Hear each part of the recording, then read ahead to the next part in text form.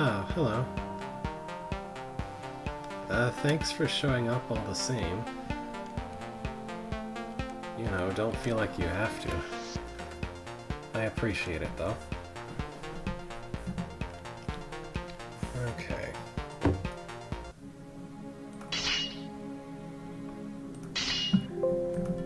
So we left off with just a little bit, hopefully, left of the viscous incubator.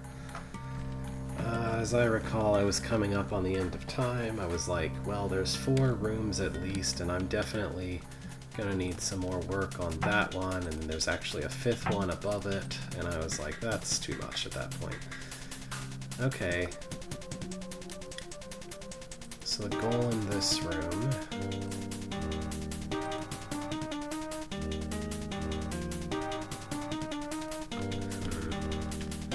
I think I better enter facing this way. So that bomb is going to open that one. That bomb will open that one. So this is a... There's multiple things to worry about in this room. Hello. But one thing that I can see from the beginning is that this is about... This is at least partially about the fact that fuses block the growth of tar stuff, which is really important in these little areas where you can't let it grow too much or it'll get stuck and then form anything. I must have messed up earlier. Yeah, so we have these little passages that will form an unreachable baby, if not prevented from doing so. I don't think it's possible to reach this one before it grows there. I mean, you can still cut it after it grows there, I just...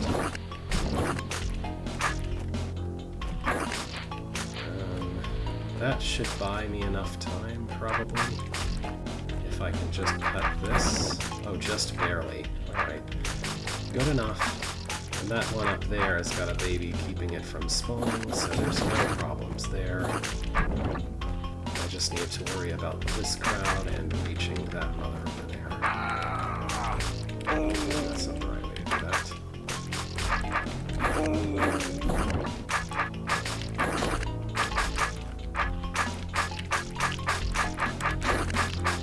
There we go.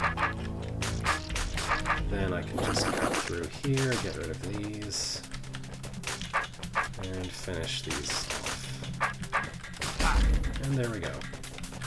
So I think that's mostly, hey, look, fuses, they can't grow onto fuses. Because I don't think we've had another room with fuses before that. Okay. Oh. Do I want to cut that? Probably. I mean, if I were to let this grow, that would be bad, so I do want to cut it. Alright, so we have a pair of invisibility potions to worry about over there. We don't want to allow tar to grow onto this button.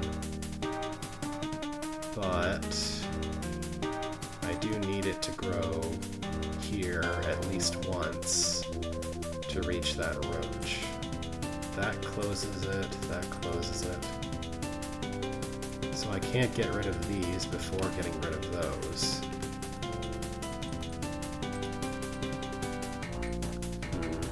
Alright. So I guess I should start by getting rid of these.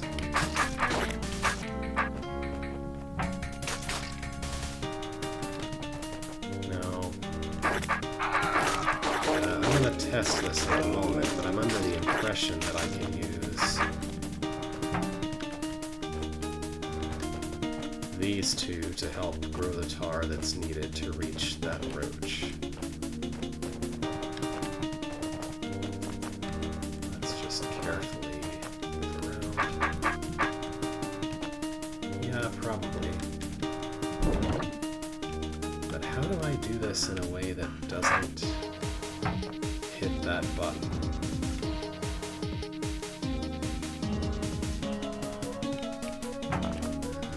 Okay, maybe I need that one to still be alive for now. I'm going to cut a little bit of stuff just to make sure it can't block the passage. Not like that. So I think I can keep that plate from being pressed if I just place myself so that Beethrow's sword is on it. Like that. Oh. Okay. So in preparation for that, I should also partially cut these. Got it.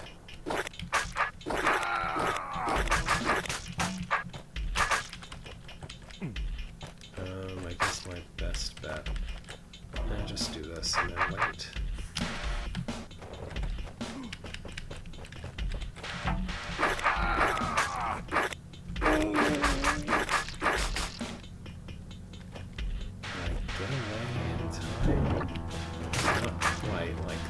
So I better do it this way. Okay. Then head back in after that. I might be doing some overkill by getting that whole block out of the way, but... Okay. Now I just have to somehow...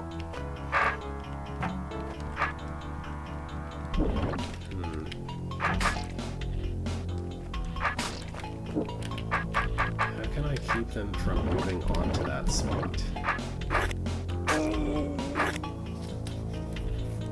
I guess I have to place the sword there. No, that can't work either. Huh.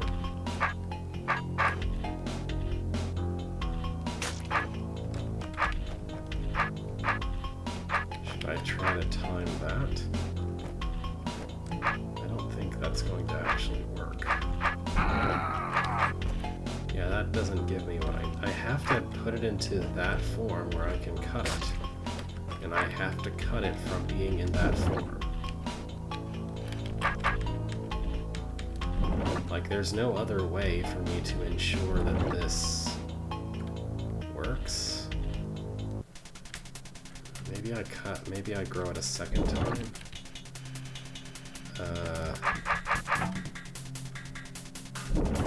No. Not unless I do something extra strange. Alright, let's try that.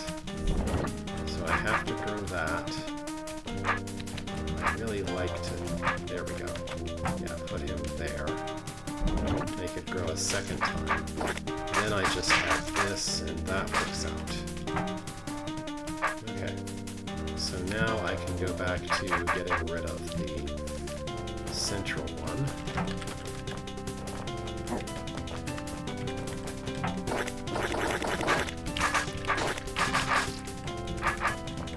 And then the south and northwest ones.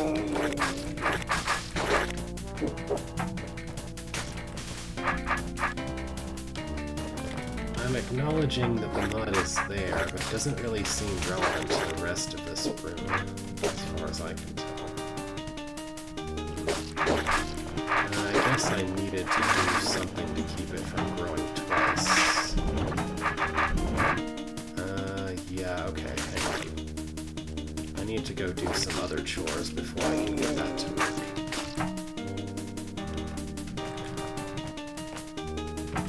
So I need to do this, and then hurry around and do that. Okay. I need to cut this small enough so that it won't block itself off while I'm doing my chores in the middle. I could completely kill these, actually. There's no reason why I need them. Yeah, let's just get rid of those.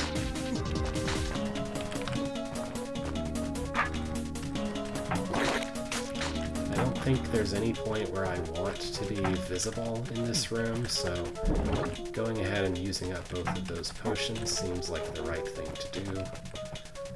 Oh, I am gonna need...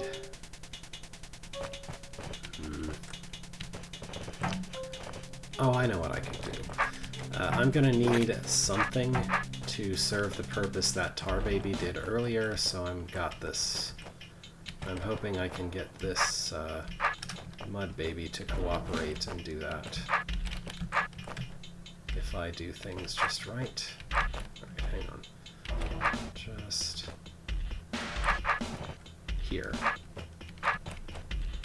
Oh, actually, okay, this is timed pretty well. Mostly. Alright, let's just... Okay. Maybe I can make it up and around in time.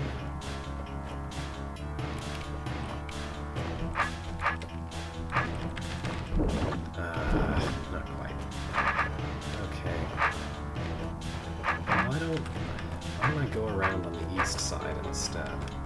I mean, it shouldn't actually matter if I do things like this. This should work. Yeah, that's perfect. No more roach, and I can go actually clean everything up.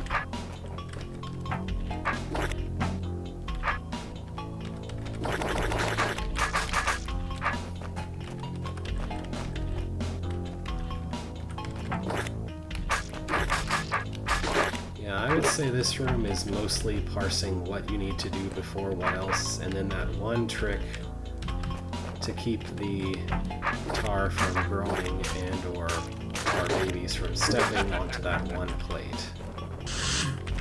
But yeah, clearly it's about the invisibility potion's interaction with tar mothers. What are we seeing here? That's gonna close that door, so don't let tar touch that. That does something. That closes that door.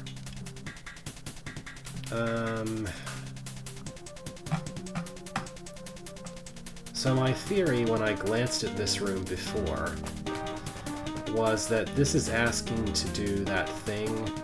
So if you have tar on all four corners of something like this, then it will actually grow a stable blob of tar in the center. That's the only thing I could imagine this room being intended to convey, given its setup. It's really, I want to say, kind of bold to just ask the player to understand this without any explanation.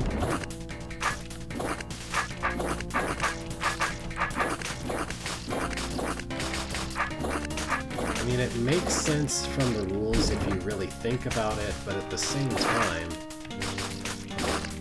it's not necessarily intuitive that it will do that. Okay, what I think I should do... I don't like having two completely separate blobs to juggle around. I would really like to be rid of one of them. It's the best way to do that. Not this. This? Yeah, that works.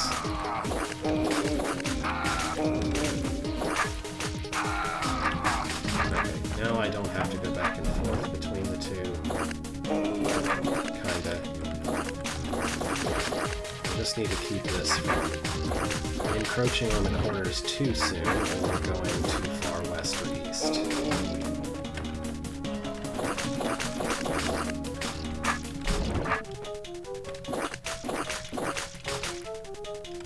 Yeah, this is kind of what I want.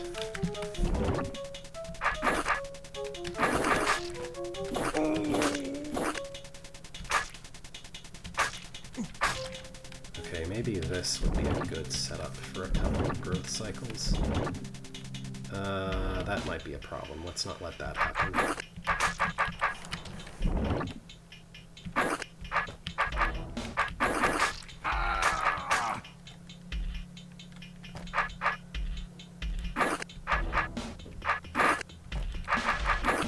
I am hopeful that I can make it work from this position. We'll see. Like, it's kind of almost there. I just need to get it to reach that other corner without messing everything else up. It's going to need 2 growths to get there. Yeah.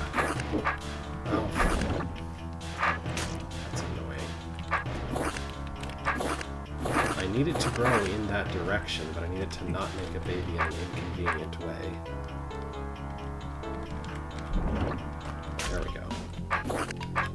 Now...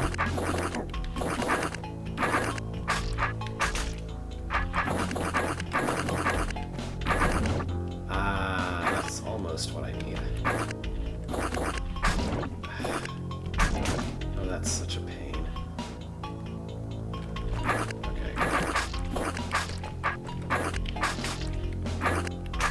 No, that's not what I want.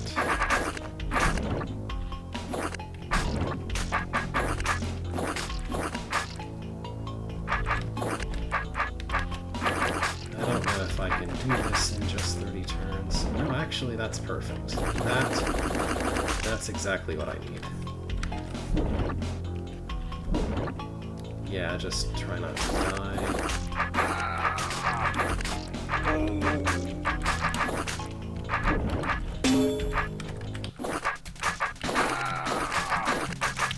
I don't know, I felt like it was better making it one blob, but there is another problem I see. I have to go fix that. It's probably too big. Okay, let's go back a little bit. Back here. I really can't let it get that big. So...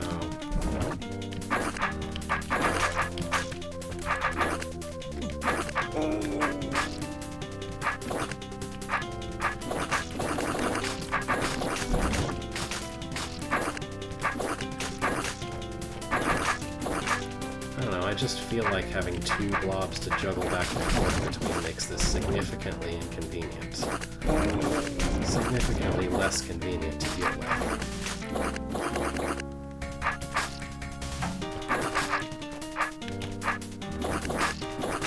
It's not really a time limit, it's a placement limit. Ugh. Let's try this again.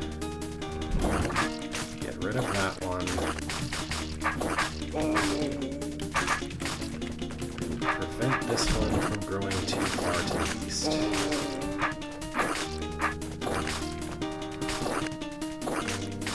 I don't want that, though. Right.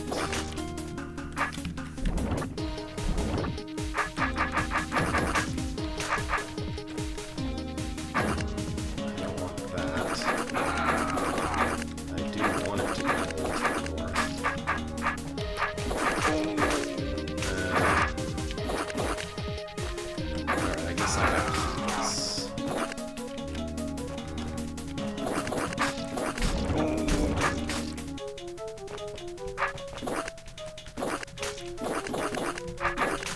Yeah, that kind of works.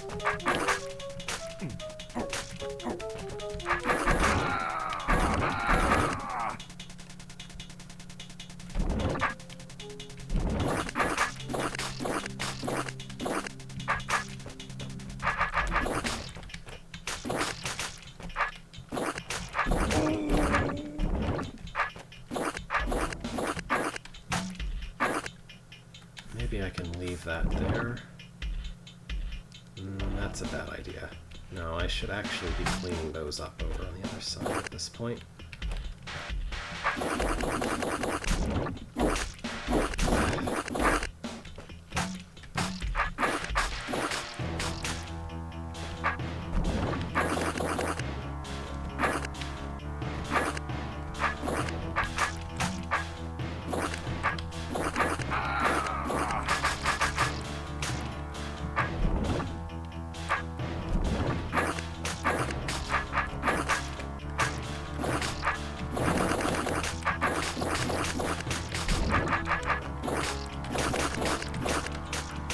Now I have to somehow cut all three corners without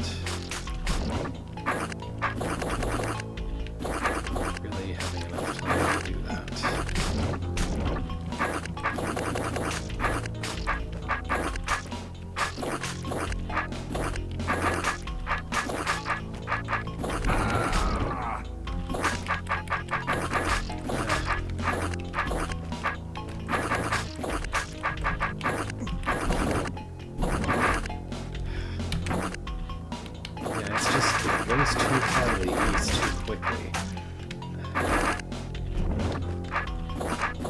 definitely a pain.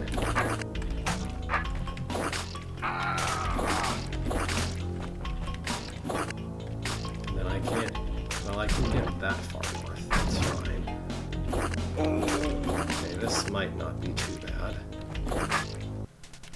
I can't go farther north than that right now, though.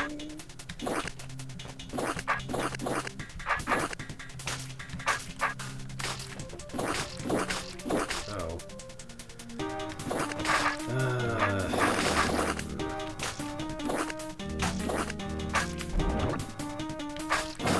Yeah, this blob existing is really a pain overall. I don't know, it just doesn't feel worth it to leave two of them around. Because at some point it becomes impossible to control both of them at once.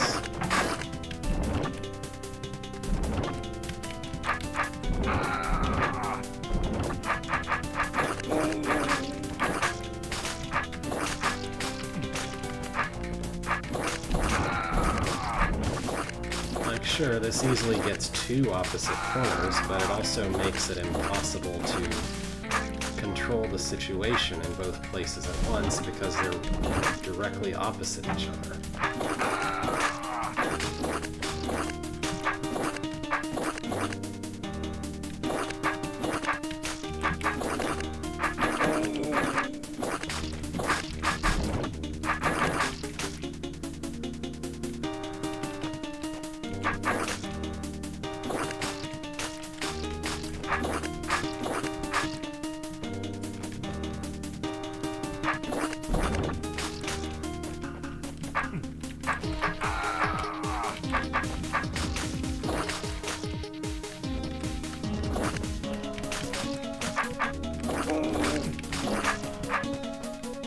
Yeah, I can't get to the other corner.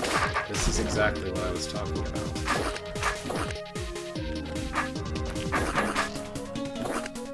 More or less, anyway.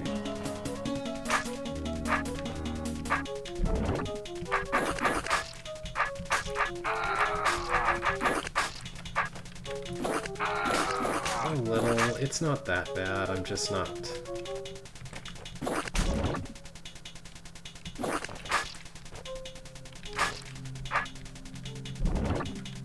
necessarily doing it in the most efficient way.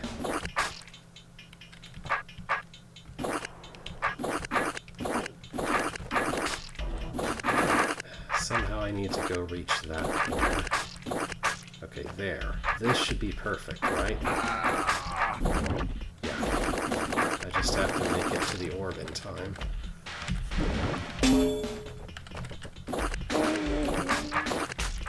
Okay, maybe leaving it as two blobs is better. I don't know. I'm used to doing that in a much more controlled environment.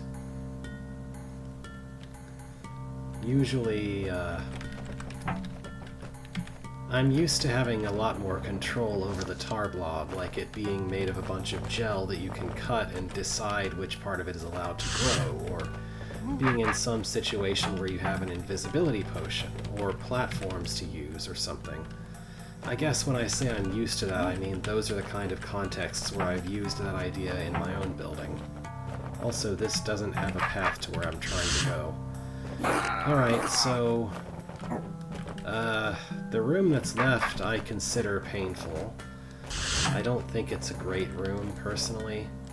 It's basically just asking for arbitrary efficiency and, like, perfection efficiency, not like any leeway whatsoever.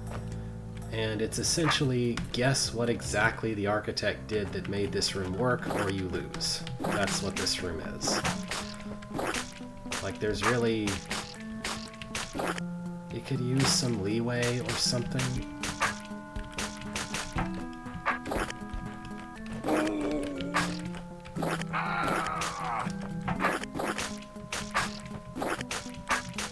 Clearly this isn't enough.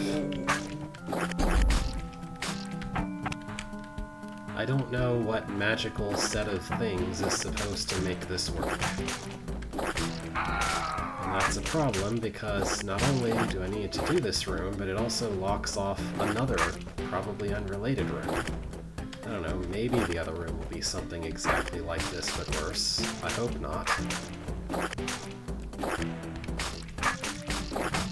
This room is bad enough by itself.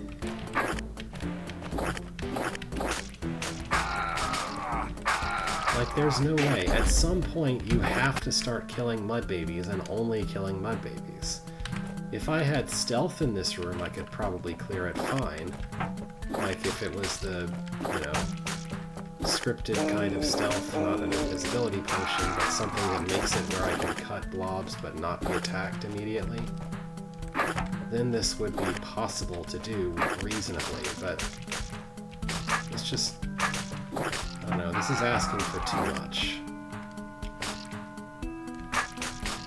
I think it was more than one. I need the snake to be longer than just 2, as far as I remember. It's not like I can remember what I did anyway.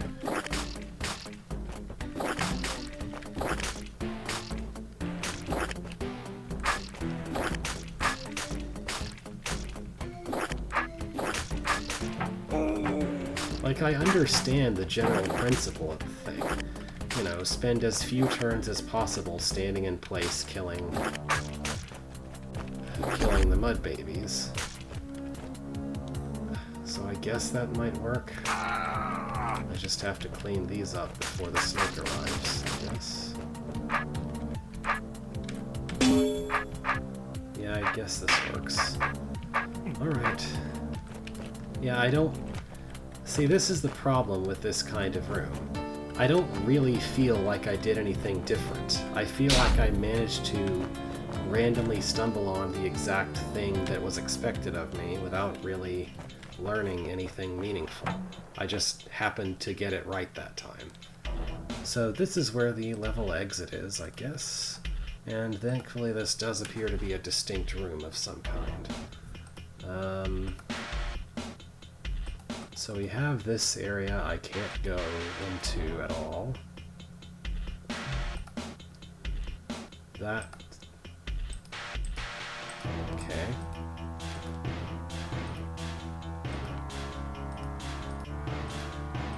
So,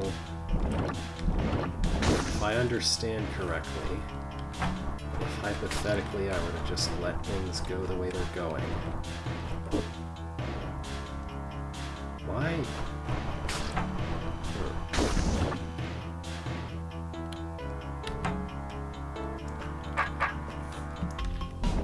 So if I just let it grow, then what's going to happen is that the tar baby will do that and get permanently stuck, and I can't kill it. Maybe I should let it grow from this position. Yeah, as far as I can tell, I'm required to grow tar like that. Like, so that it makes a blob into that area. But in addition to that, I also need to make it where I guess I have to be able to kill whatever's left by stabbing only eastward twice. Which doesn't seem possible, because I'm going to wind up with at least a couple of tar babies and also the 2 rock golems, which I have no way of killing prior to the appearance of fire traps.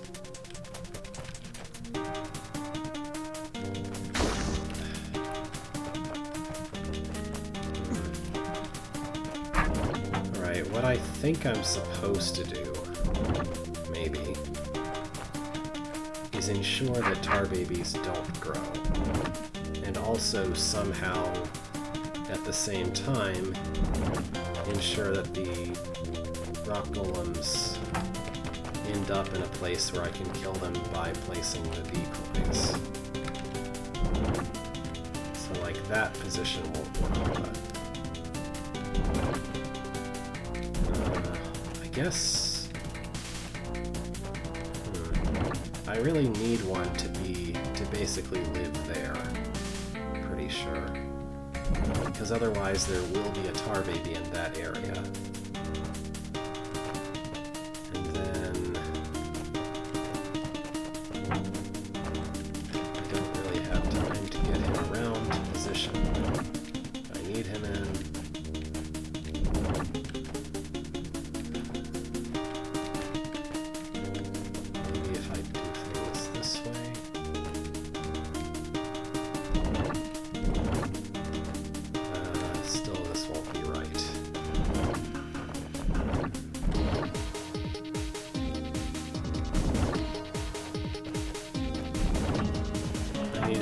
two to be separated better.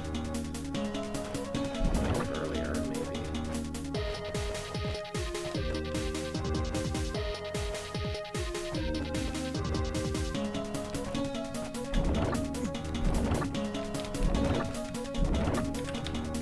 Maybe I can stow that one there. Make this one go somewhere useful.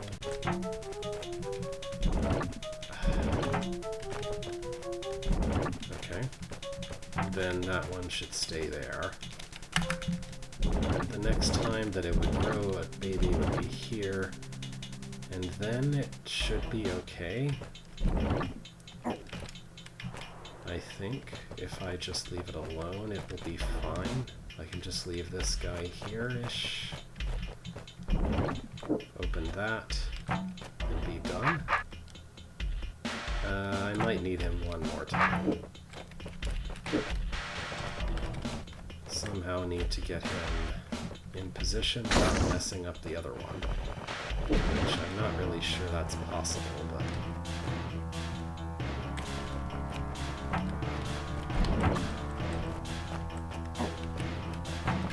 I guess if at least I could place the other one.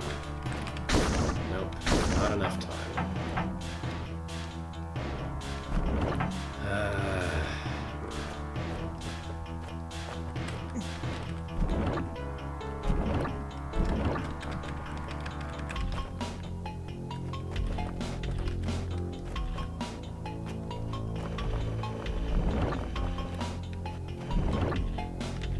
Like, I have to put it exactly there this turn. And then somehow I need to get it in position without messing up the other one. Which isn't possible, that I can tell.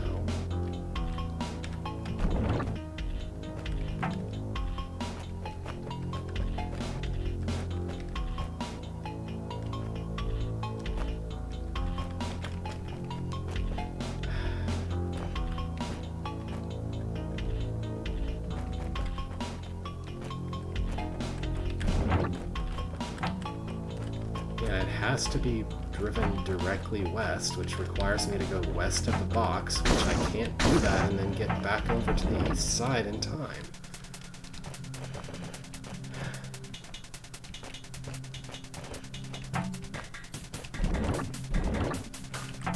That is definitely as efficiently as I can do that part.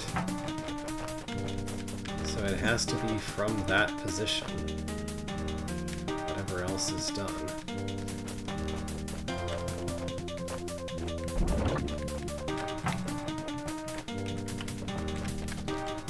Just barely, which I guess is good enough. Oh. Well, it helps if I actually press the button.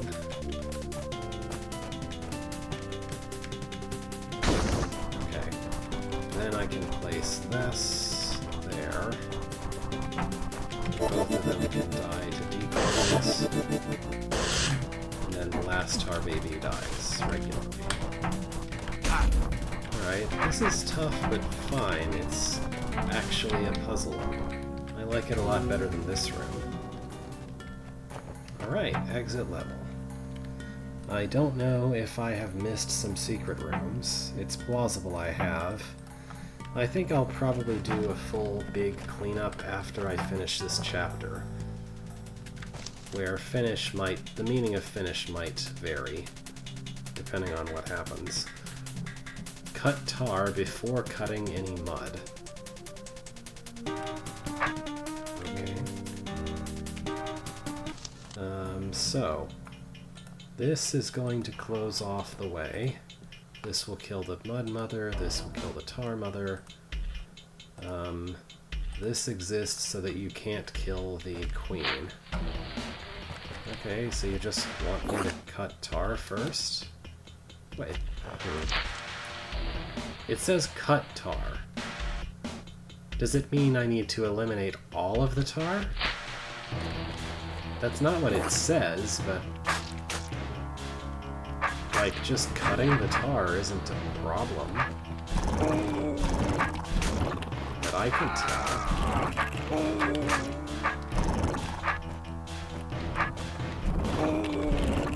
What that is a problem, is trying to survive this configuration of the mess. Like, it doesn't say cut all of the tar, it says cut tar period, like cut any tar. It's either misworded or it's saying what I think it's saying.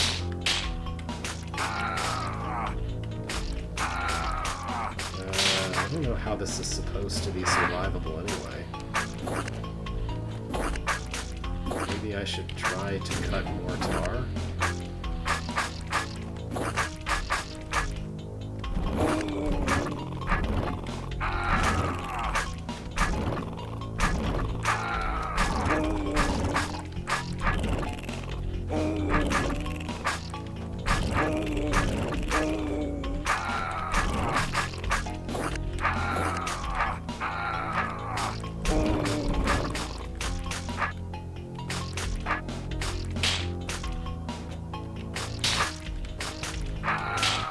Like, I really don't understand how cutting the mud would make this easier to where that should be a challenge in the first place.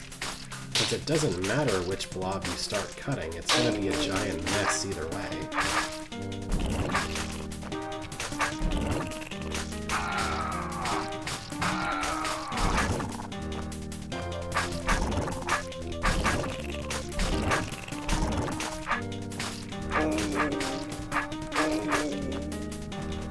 I don't really see how this is supposed to be survivable.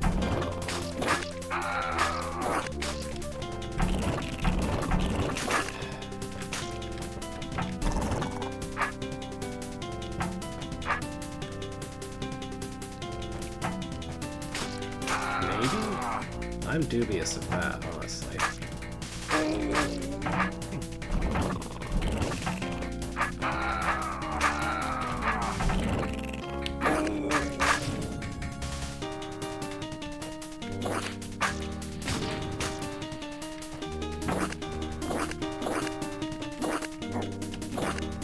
I can cut a lot of tar, it just winds up being a large blob of babies that I can't do anything about, and the same would be basically true of the mud.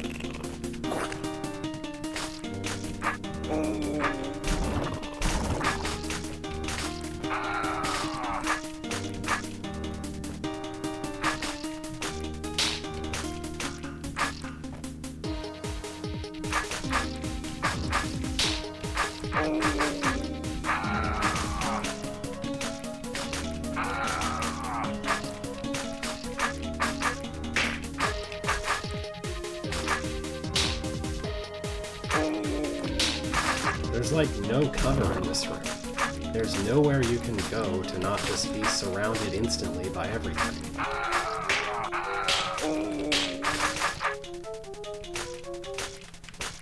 This is kind of a bad order room. Because there's not really any like resources to use for survival. There's nowhere to go really. I don't know. Maybe that just means it's a difficult horde room, and bad is the wrong word. It certainly feels bad.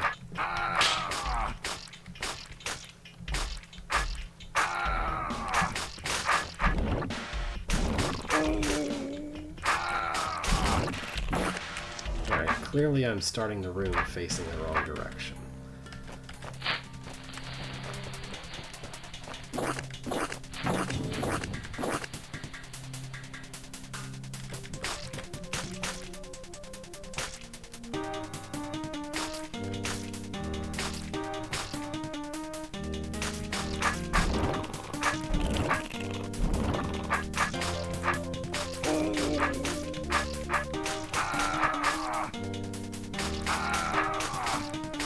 Be a lot of delay. I felt like it's been a while since I said something about that.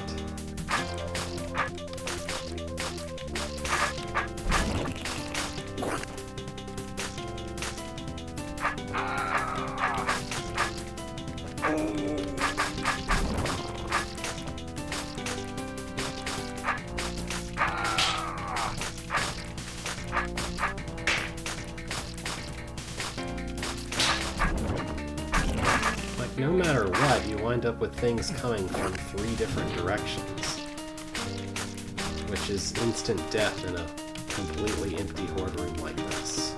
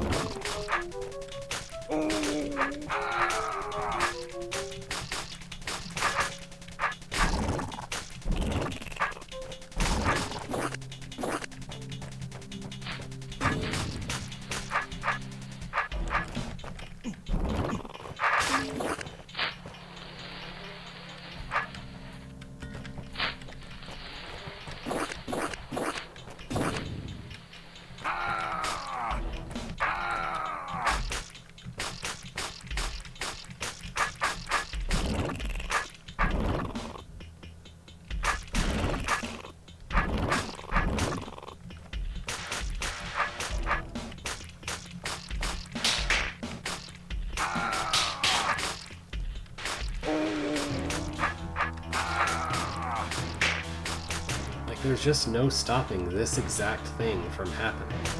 There is not enough space to escape it.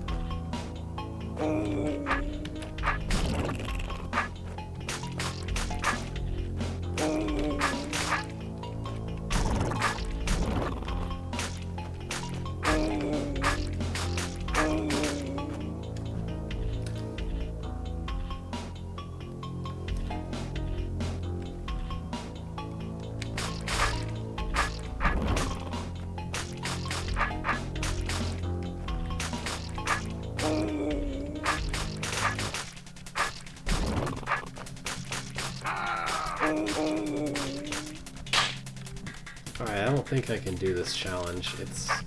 If mud is easier, then I have to try that, because this is too painful.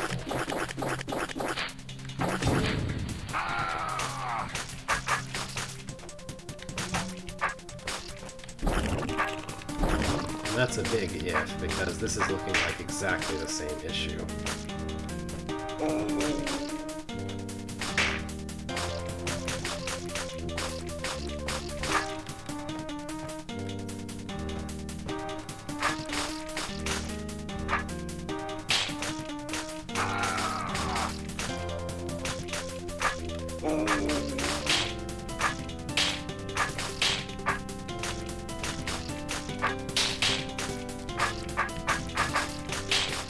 Somehow that works out.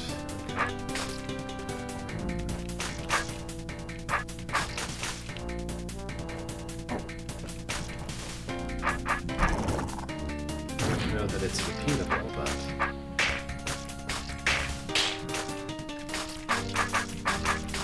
Alright.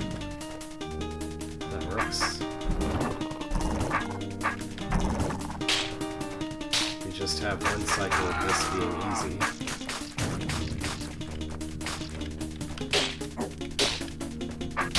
Alright, the challenge is just really hard, I guess. Otherwise it's reasonable, at least. Doable. Alright, this looks suspicious. Oh, what do you know? I was like, there's this big passage that's not involved with the stairs at all. Maybe that means something. And it did mean something. What are we facing here? There's a seep over there. There's a fuse that explodes the tar mother.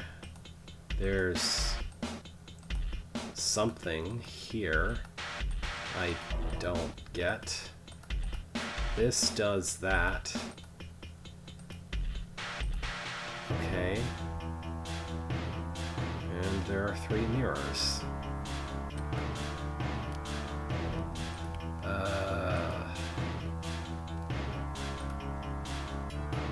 So, I guess I need to somehow toggle these doors.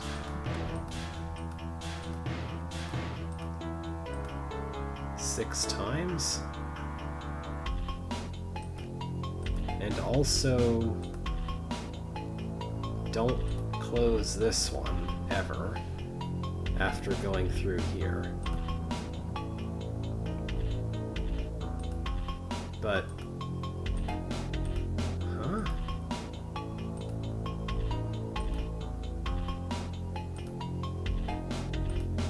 This toggles that.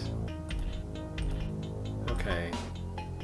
So don't have something that's on this when you go through, and don't let anything touch this after you go through. I think. But also somehow magically toggle this like 6 times. Sure, that's possible somehow.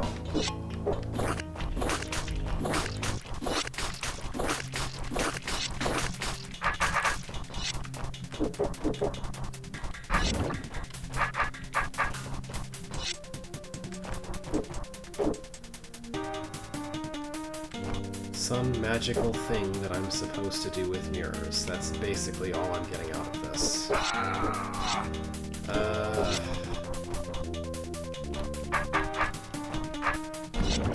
If it was like that, that takes 5 turns. That's not long enough.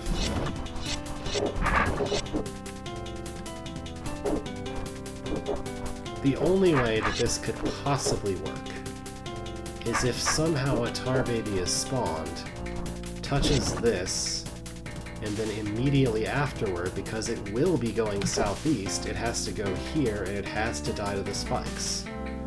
So it has to be here on a 9th turn. There has to be some way to set up the mirrors so that somehow, magically, the tar babies this spawns always end up hitting this button on the 9th turn. Because this can't work with tar going onto this button because it has to be toggled several times. It has to be tar babies. This is designed so that nothing can stand here ever while you're going your way through the area. So it has to be that a tar baby touches that plate and then immediately after on the 10th turn it moves onto the spikes and dies. There's no other way that this can work. But I don't see how it's possible to make a tar baby do that. Because it'll always be a 10th turn, you know, a 30th turn when it spawns into existence. And it's not really... like, it's not like they're brained to where I can make some obstacle course that they'll actually go through. You know, they either go straight to the button or they don't. And if it's all the way up here, hypothetically, if it's all the way up there, that's 4 turns. If this is as far inward as it can possibly go, all the way over here, and I do some adjustments for it. all the way over here. That's as far over as it can be. And I force it with the one additional mirror I have to move orthogonally once. Then what does that do? Well, for one thing, it spawns 2 of them, which is no good, but for another, that's still 2-3 turns too early, and there's no way to recover those turns.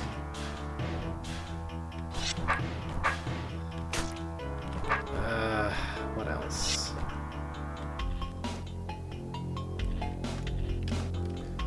There's no way to use anything being on the east side to do anything useful.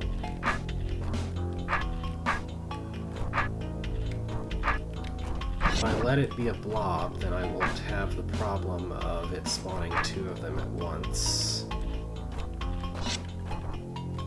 But there's still no way to make it slow enough.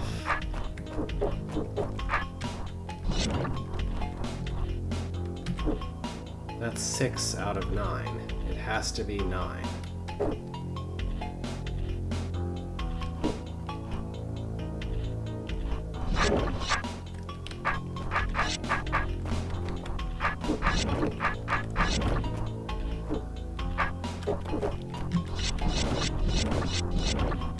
I don't think this helps.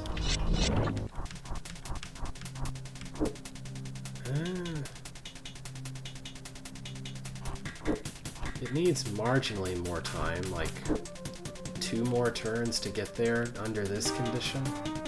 I don't think that's enough.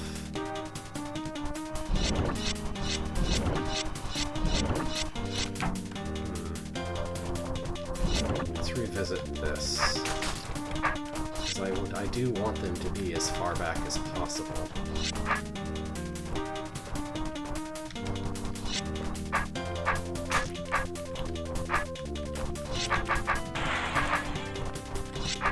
What if I just make a giant wall of tar babies? So that it has to go orthogonal for as long as physically possible. Now, I can see right away this won't work for another reason, which I'll get into in a minute, but just hypothetically, would even this be enough turns? It actually would. This would work if, 1, it didn't spawn 2 of them instead of 1 of them like it's supposed to. If 2, this didn't have that additional problem of this bomb needing to actually kill everything that's left after I reach the seep.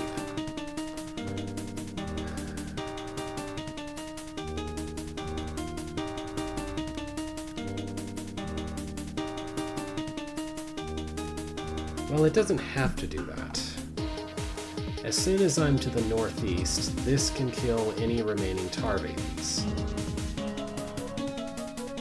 So this can work if I can reset things just so that it only spawns 1. So I need this configuration basically exactly, except it needs to just spawn 1 baby, and not 2. Well, it needs to have just 1 getting across, and not 2. That's what I think. Yeah, that doesn't quite work.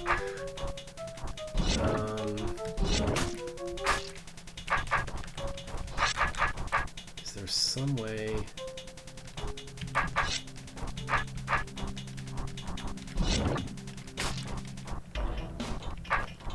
like that?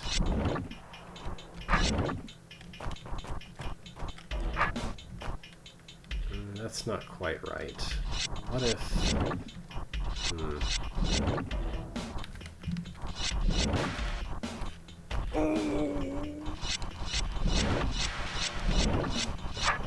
So the only problem with the solution I have is that it's spawning 2 of them to send through instead of 1. Which is great when flooding with the babies, but not useful afterward. Maybe there's some way I can...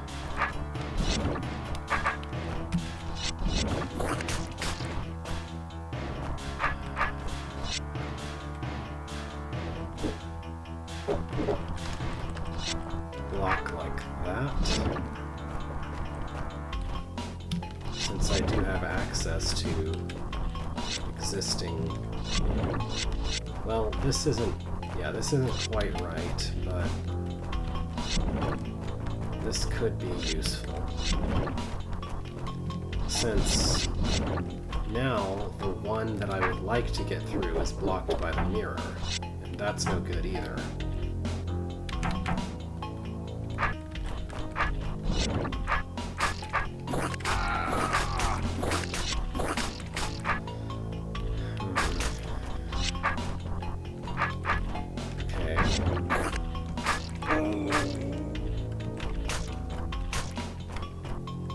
I need to set this wall before doing that.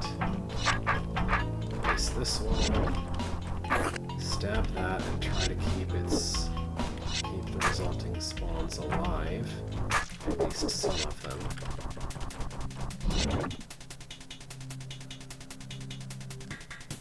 That's not quite it.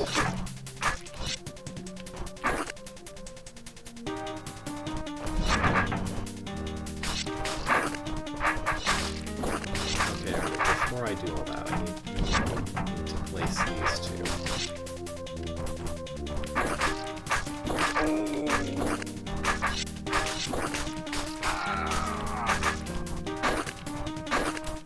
Like that.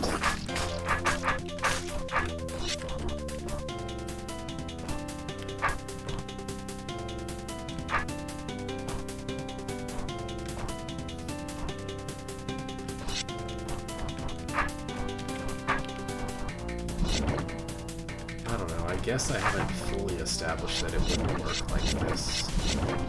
Let's just test that, since that would make things awfully convenient.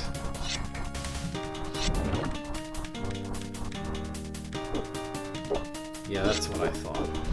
No, it has to be from a single tile layer.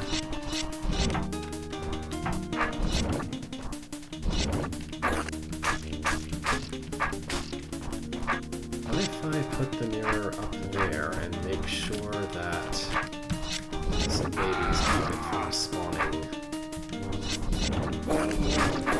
the wrong way. Yeah. Hybrid of things I've done before. Okay. So I just need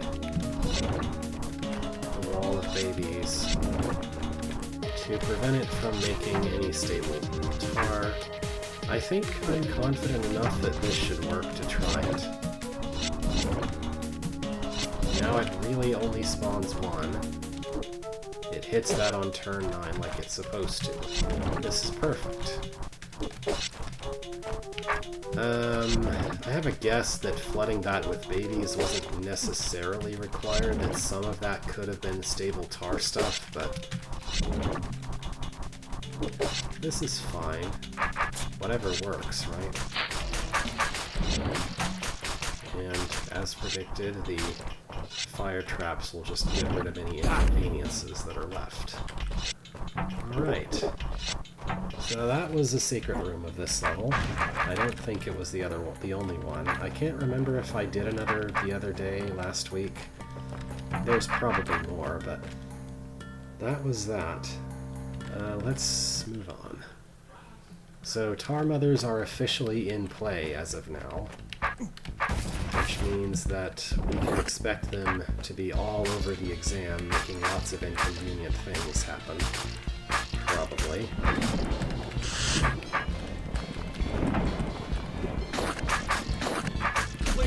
And Mud Mothers. Can't sell those short either. Let's move on to the next place. Pulsating Crater. Oh, look who else is going to join the party. Look who else is joining the party. Yep. Okay, this is definitely going to be the chapter that transitions from sorta hard rooms in the required levels to extremely hard rooms, I think. Because we're getting access to all of these elements that can make absolutely painful puzzles. Alright. Humans are rather like roaches. They have an uncanny knack for spreading out and occupying even the most inhospitable of territories. Most, it is true, prefer as easy a life as they can get, keeping the highlands to avoid the sweeping Onsuary floods, offering their labor to the nearest king in return for protection from wandering brigands and marauding goblins. But anywhere where there is a vacant space for them to seep into, a few restless pioneers will decide they don't like living under the king's thumb and will pack their bags and set off to reclaim a new patch of land, dealing with its native, non-human inhabitants by whatever means necessary. And yet the lowlands remained unpopulated except for the odd hermit and strange research center. A strange research center. This was unnatural. There had to be a deeper explanation. And as Beethro wandered down into the crater, he began to wonder whether he might not be getting closer to that explanation. All around him, the redstone seemed to shimmer, as if it were run through with veins that coursed with malice and intelligence. Valis?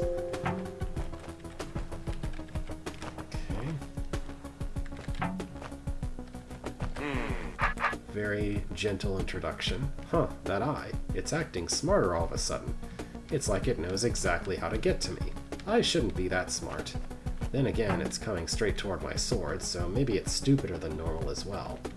Smart and stupid at the same time. My head hurts.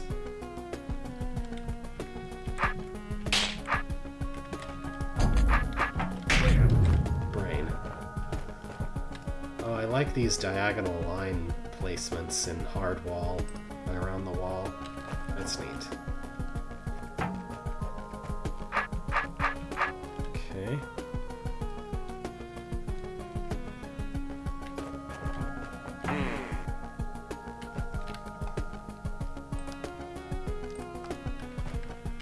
This is to let you know that they won't respect, or that they respect the existence of arrows in some sense.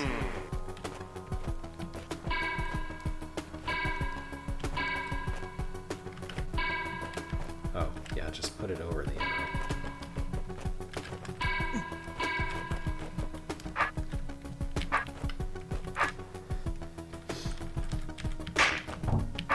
Oh, I didn't drop the other one. There we go. Okay, nice gentle introduction. We have to go this way now.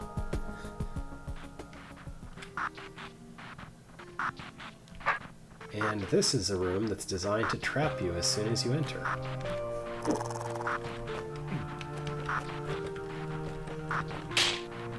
Just to establish that this is how chords are going to work from now on. Not necessarily every single one, but you know what I mean. This is a possible kind of chord from now on.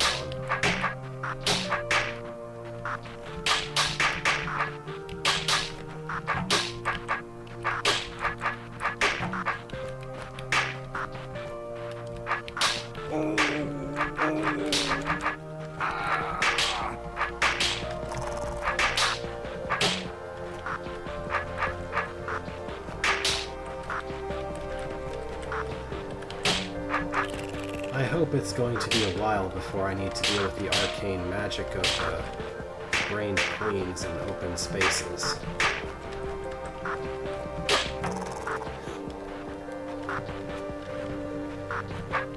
That makes sense. This is a sensible way to move up from really basic description. From like really basic, hey look, this is how brains activate things, to now apply this with a few actual combat. It's pretty gentle combat, but...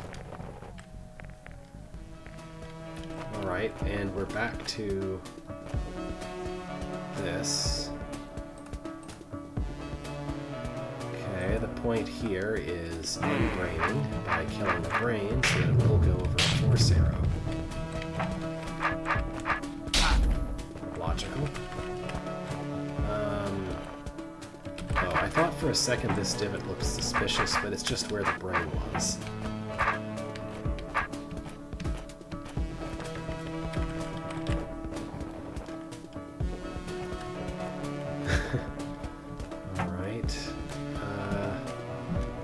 This is about the behavior vis-a-vis ortho squares, I guess. Do I want it to open that?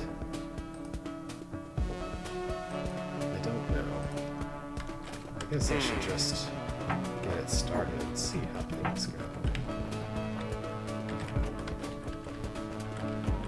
We need to close this. Then it will open that. Okay, opening that is just convenience.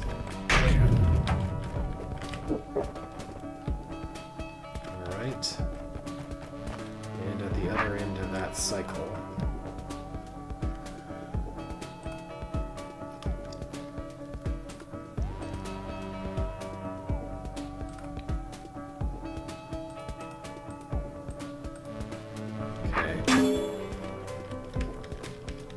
Yeah, those are different type of tile to say, hey, look, this is what the roaches will do. This is what the brain roach, the path it will follow is. So,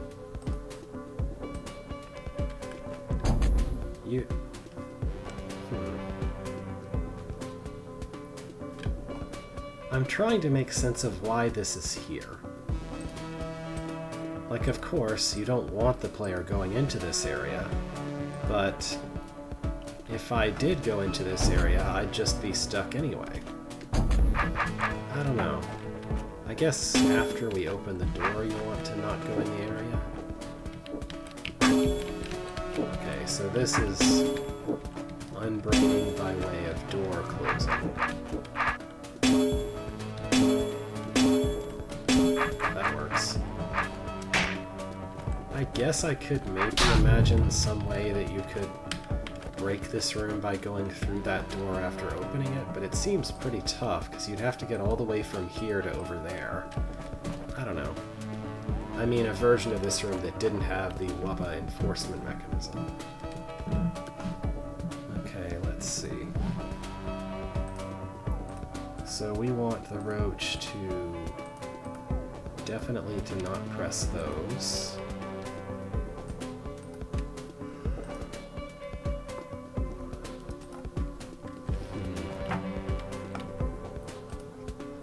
Step on this and open the way.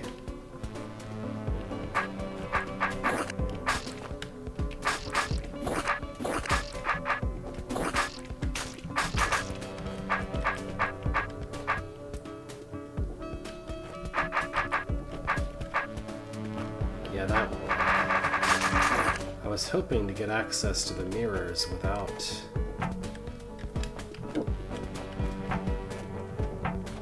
I guess I could do this. That works, right? Did I want that?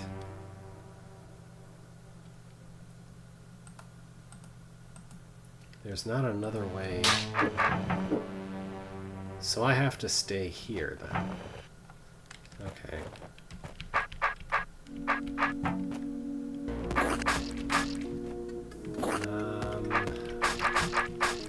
Yeah, okay. I needed to get access to the mirrors, but I needed to do it this way. Needed to do it this way so that I don't completely open the path by doing so. Alright. That lets me kill the brain. And then I can just finish this roach off.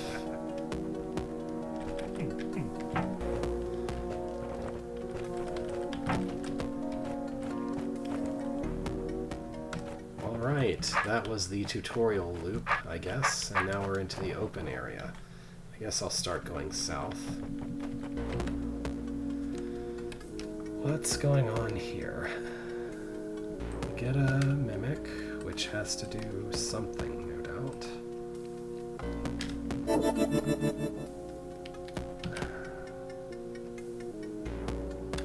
What do I need the mimic for? I don't want the roach pressing any of these.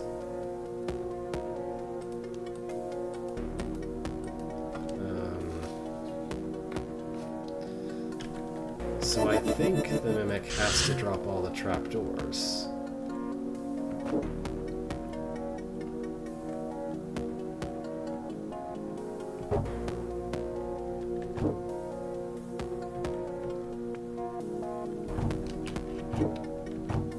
And this is a weird...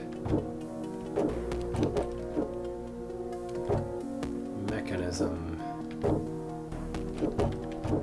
to enforce a weird way of moving. Mimic around.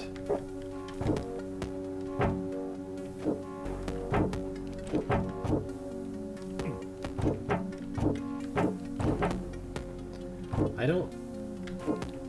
This is the kind of enforcement mechanism where I don't really have a good, like, internal description of what it's really asking me to do. Like, what exactly would be a good description of what movement types it requires to not lock.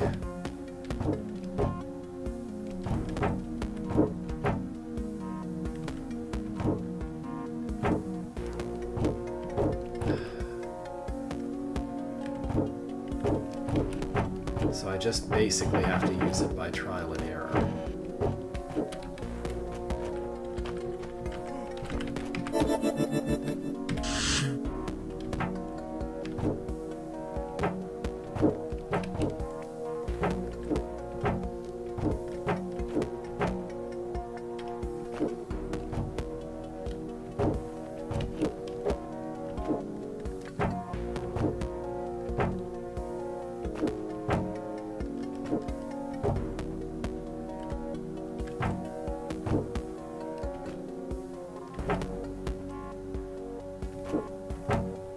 This seems like it should be able to work. Okay, see ya.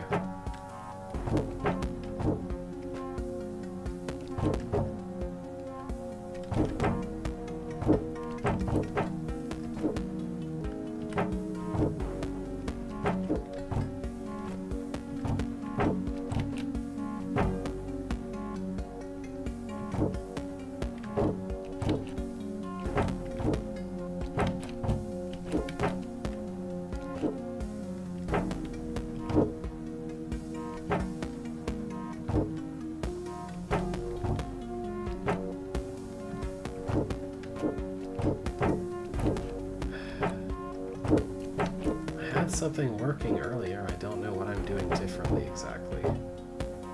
Apparently something. Okay, this should work. Okay. Weird, kind of incomprehensible constraint on a trapdoor puzzle. I mean, you know, it's there. It's just kind of hard.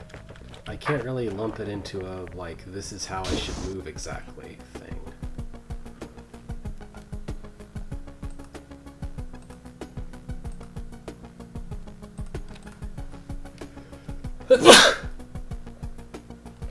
Pardon me. Alright, I don't think I should press this now. I don't think I should let that roach die because of this green door.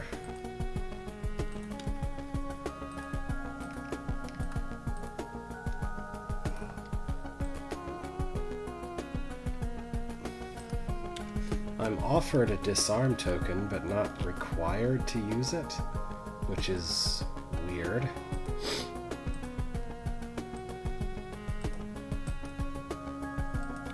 I need to hit both of those, so I guess the goblins go in there. There's also a roach here for some reason. I'm not really sure why.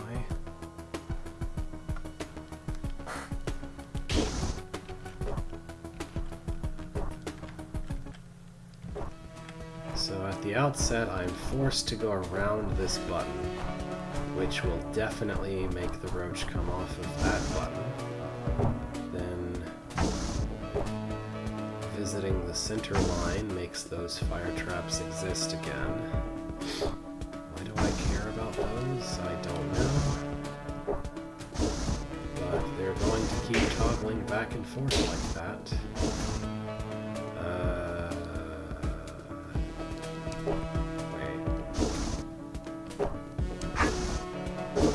I guess I just need to press this at the same time as the goblin.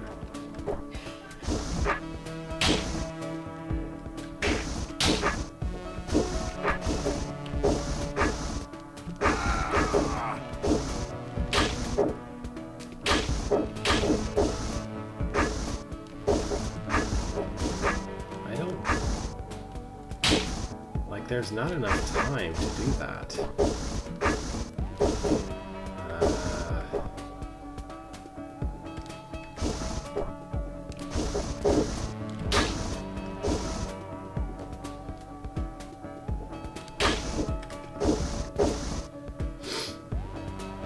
Like, I have to do that to keep the goblin from killing that roach. And then somehow I'm supposed to reach the other button like 2 seconds later. What?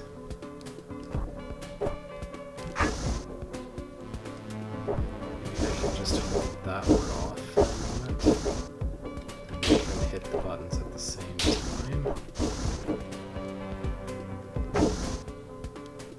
I guess that works. Sort of. I have to somehow make them go in their slots without dying or doing anything else stupid. What is this? It's a pit? Oh, that's a trapdoor. That's a completely unseeable trapdoor. Okay. Why? I don't know. Why is this force arrow even here? So in that case, I guess my first goal is to somehow magically reach that roach. Reach that token. I don't see how that's supposed to be possible.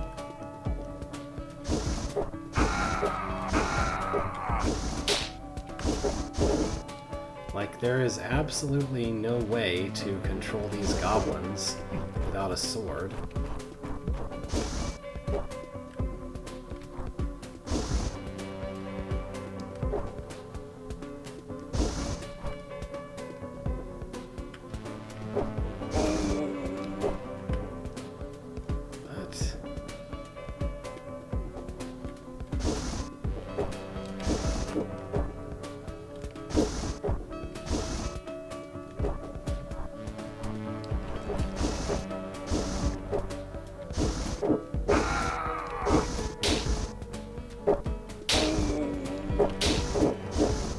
There's no way. How? Like, what?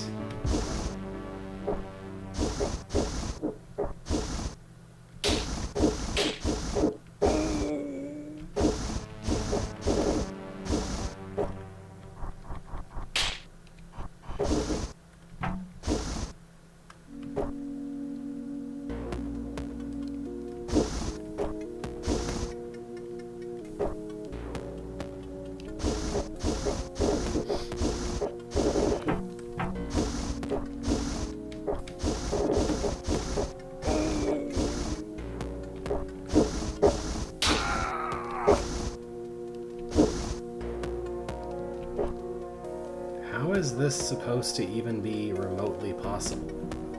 There's no way to keep these fire traps from turning on every 2 seconds, every other turn. I have to get past the fire traps and take the disarm token to do anything about the goblins.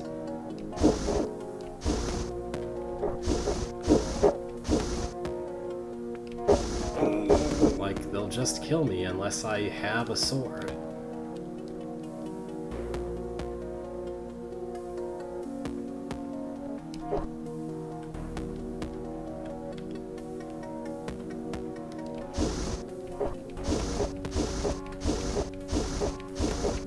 I objectively need to have a sword before either goblin reaches this point, and there is no way to do that.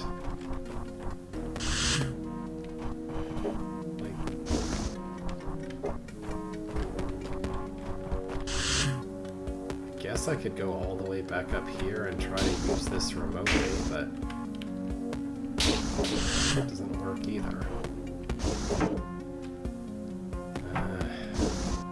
It sure feels like I'm supposed to synchronize these two so they hit the plates at exactly the same time.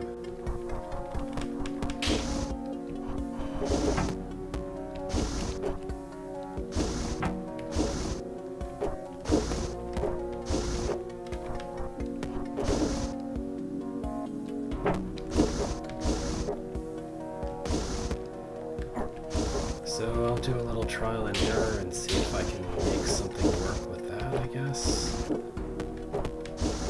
Because I really don't understand what else I'm supposed to do. I thought I did wait an additional turn. I guess not. Okay, the goblins are synchronized. I guess this is why there's a force arrow there.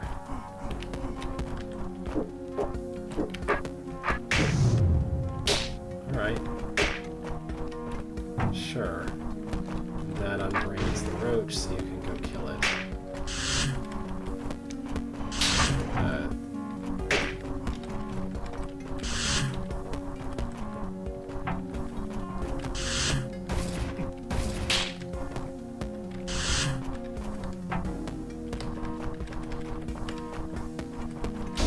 Alright. What a weird room. I mean, I get what it's ultimately asking you to do now that I've done it, but it's just really convoluted setup that it takes forever to parse, I feel like.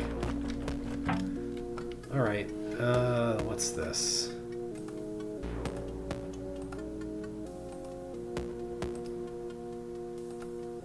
I think this is hit 4 orbs while a roach that is brained is chasing you around, and also don't kill the roach. Pretty sure that's what we're looking at here.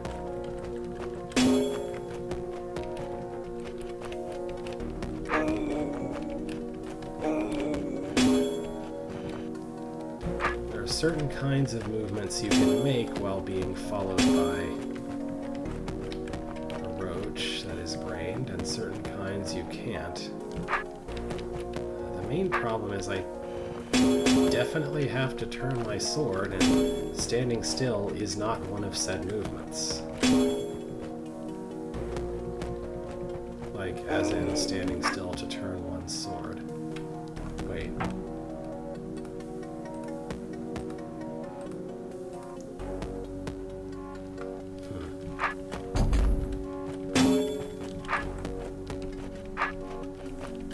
Yeah, I can hit one of them and then...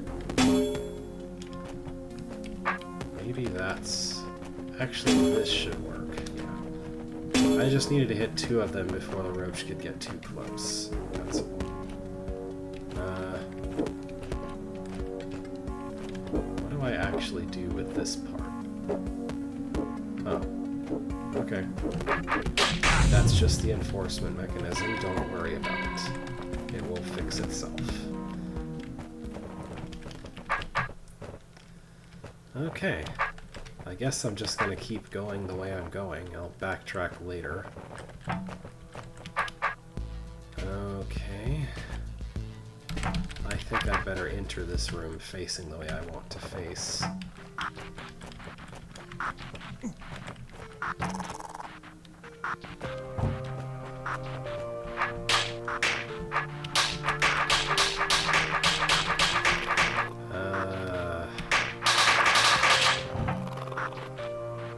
How is this supposed to work?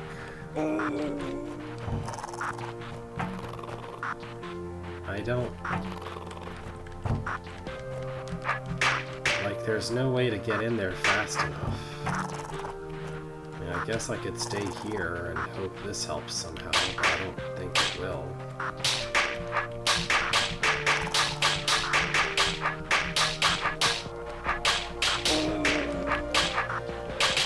Just wind up with another crowd on me before I can even move.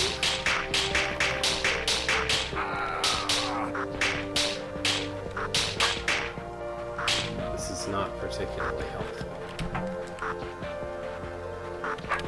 Should I be facing the way I want to go after the trapdoor?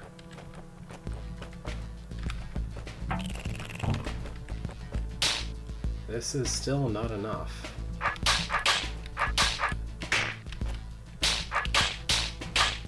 Maybe it is. Just barely, I guess. Weird thing for the room to ask. What's even with the whole force arrow setup if this is what I'm supposed to do?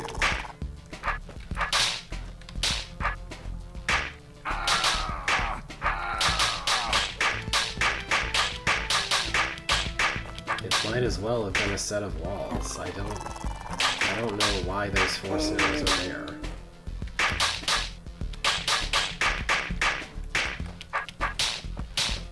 Maybe I did something I wasn't supposed to be able to do. I don't know. That sure felt like the way to go. I think any efficient solution that wins high scores is going to do that. Yeah, exactly. Basically the same thing, but a little more efficient at the end. Alright. Next. I'll continue rolling this way. Okay. I need to hit this, which requires me to hit that, which requires me to hit that. We get no sword, and we get 3 roaches, accompanied by spike trap. So the first thing I should do is trial and error my correct timing, so that when the roach goes onto that trap, it will die. So that's one down.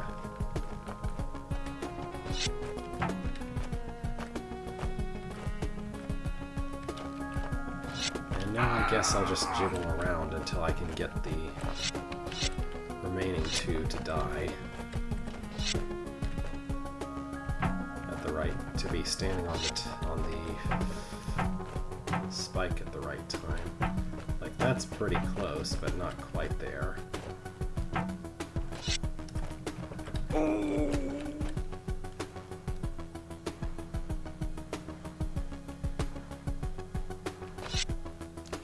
I see. I guess that makes sense. That still doesn't really seem to explain the presence of the weird, like, force arrow construction at the entrance, which could have been walls, but I guess maybe it just looks better as force arrows is all.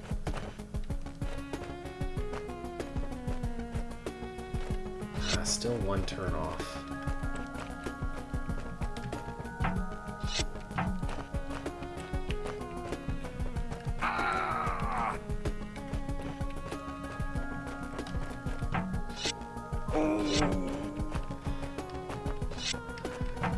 Keep spinning around. Eventually this should work.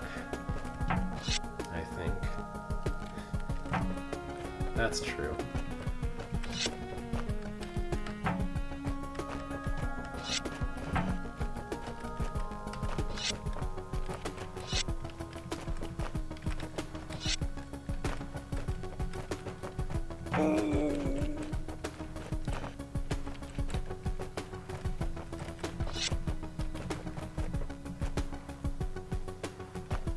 Again, I'm one turn off. Does that mean I should have gone north again before going around? No, that put me a few turns behind.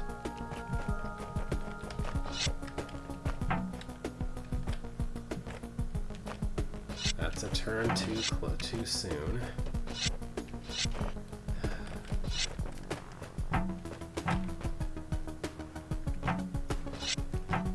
Too soon. There we go. Now it's just one guy.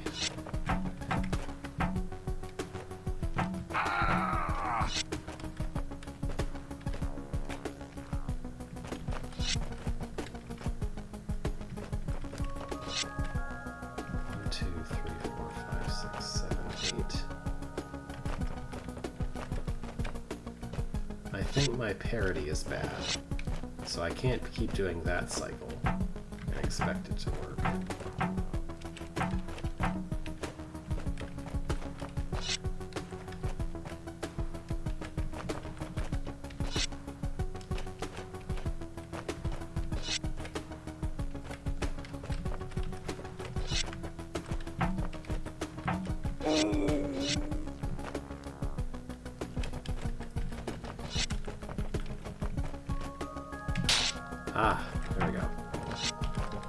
And then this bit that exists just to make sure you don't kill the brain before killing the roaches, I assume. Okay, and onward. We reach the end of the northward part of this arc. Okay.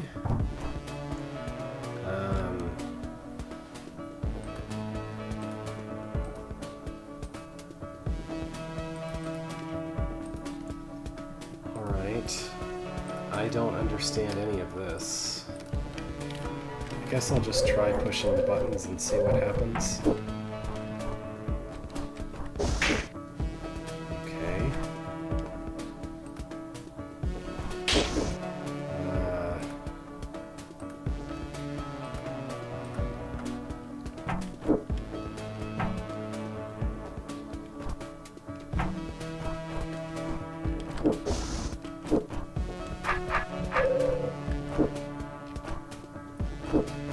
It's effectively an unbrained roach, so I would want to be in the same column as it when the door is opened.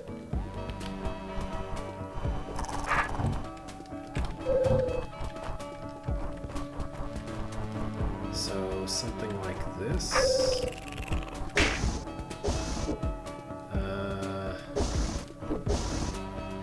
Not exactly, since that kills it. That's no good either.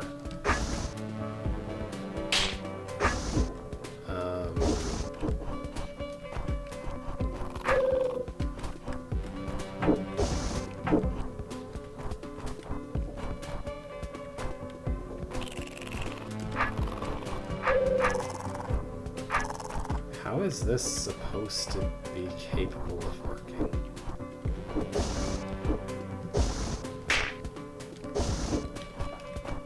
There's no way that that roach would stay on that plate. Like, ever? There's no way for the wubba to stay on that plate, or to even go on it without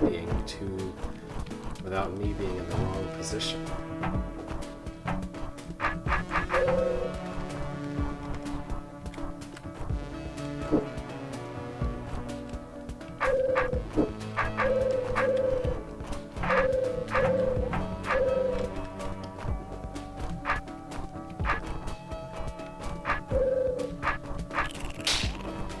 What is this even asking me to do? Like, this doesn't seem to be...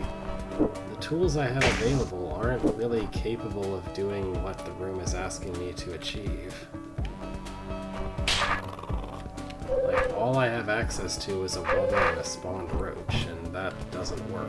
Neither one will hold down the button in the right way, at the right place.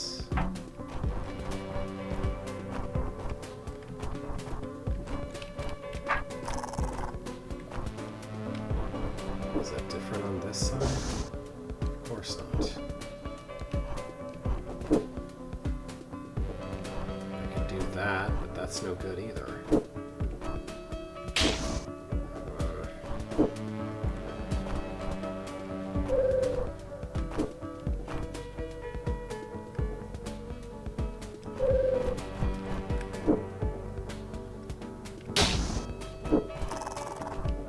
I don't see any tools in this room that could make it possible.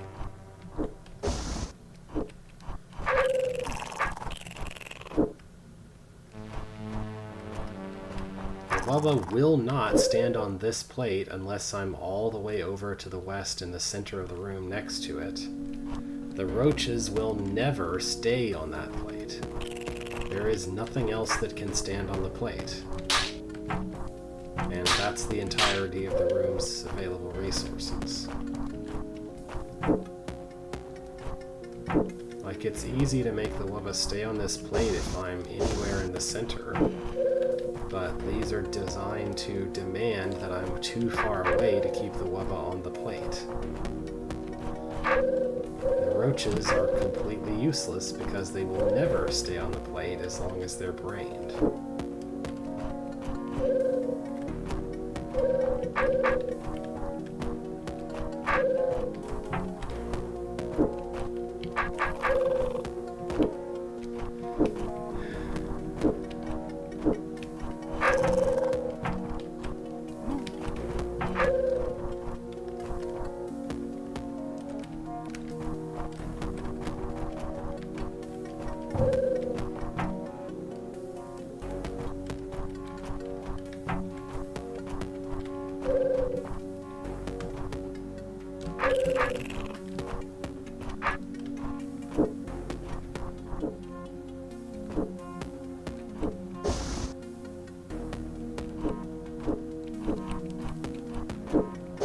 I just need to guess what magic sequence makes this work, I guess.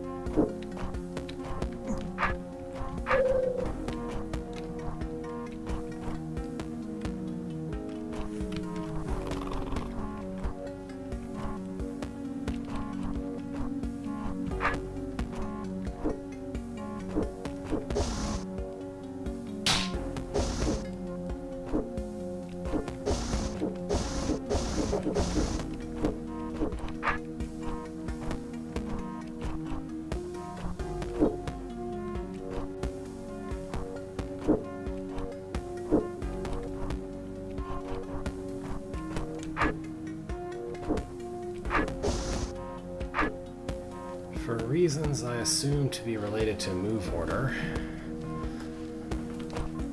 I can stand here for one turn while the spawned roach is on the plate, but not while the wubba is on the plate.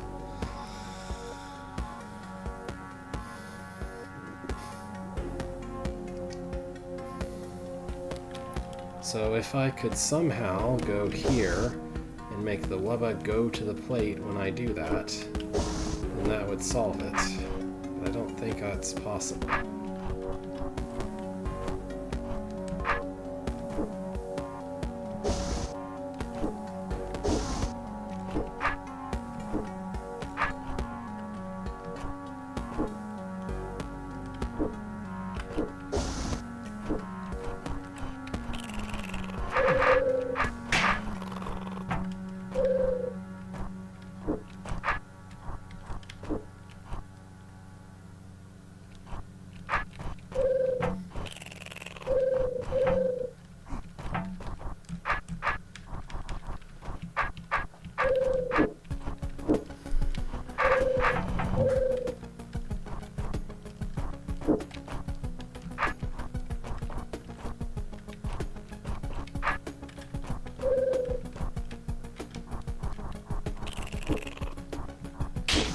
Okay, somehow that works. Sure.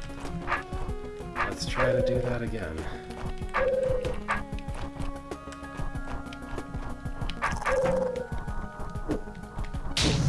Alright.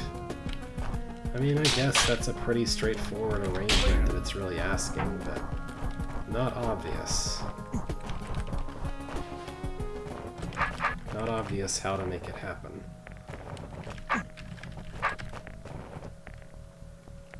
Okay, there's the level exit, so I guess I only skipped one room way back at the start of this hallway. I think it's reasonable to describe this as a hallway. A winding, twisting hallway with lots of exits onto rooms. Okay, this is our first brained snake in the entire hold.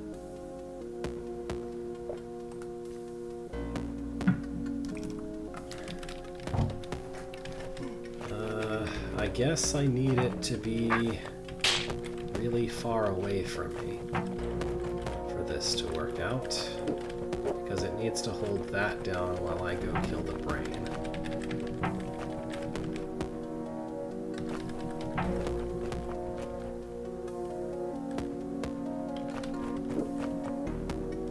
But the one problem is it's always going to take the most efficient route. And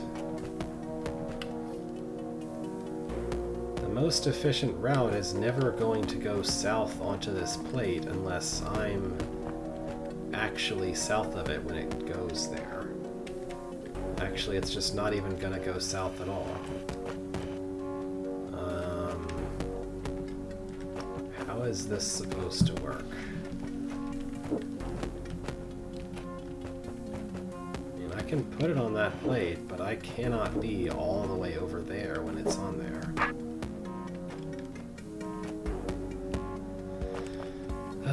Hypothetically, if I could somehow lock it up so that it's facing north here, then I could open the way for it and make it hold the plate down. And then it could be still killed because the door being closed in front of it wouldn't, or on its tail wouldn't prevent me from stabbing it. But I don't think it's possible to tangle up a snake like this that is brained. That seems entirely too difficult to achieve.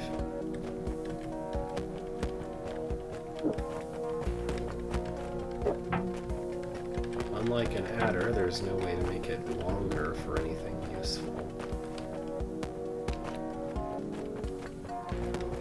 But it won't ever actually press the plate, even if I'm standing way to the south of it.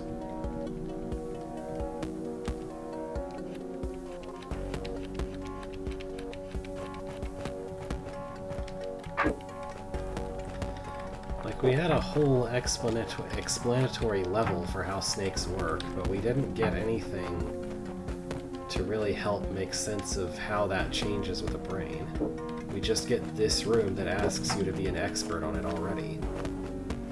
I don't know how I feel about that.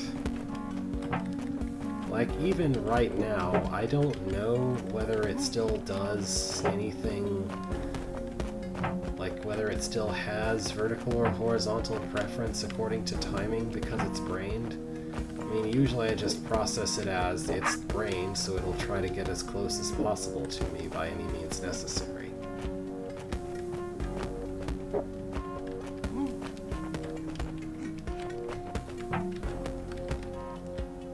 I clearly need to know something that I don't, at least.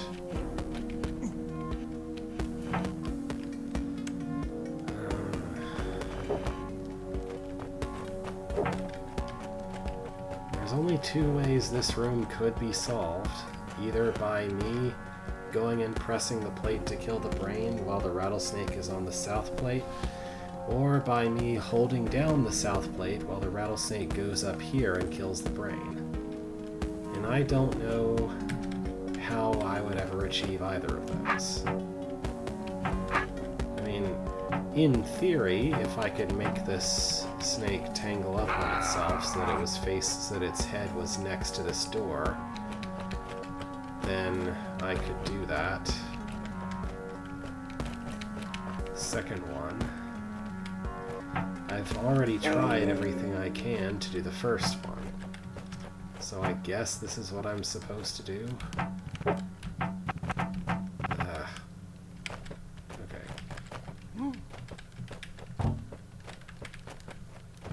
Of course, it wouldn't start in that position, because that would be silly.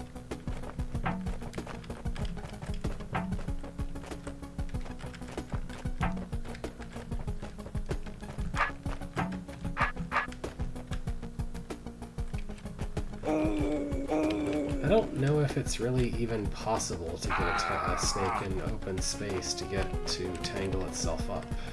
I don't think it really is. Like if it's brained, I mean. Obviously you can if it's not, but...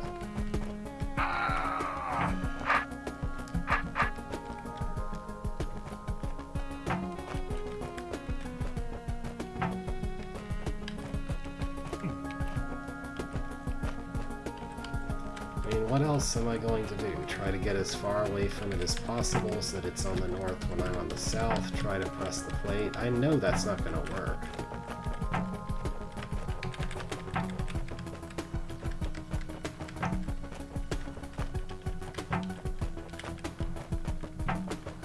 Watch this not work at all. No way for this to work.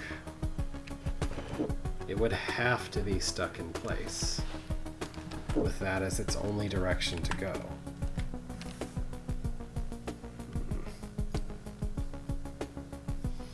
I sure did save the worst room for me for last, I guess.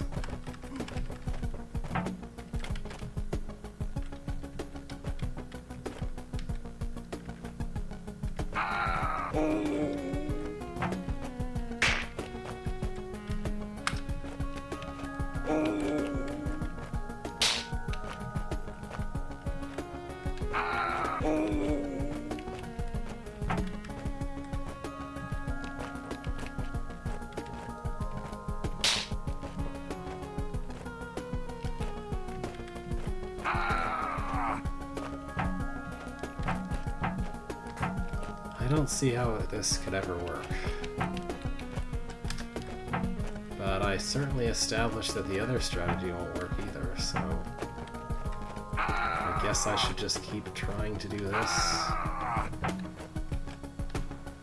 If it was longer, it might be a little bit easier to make it block itself off. Like a lot longer.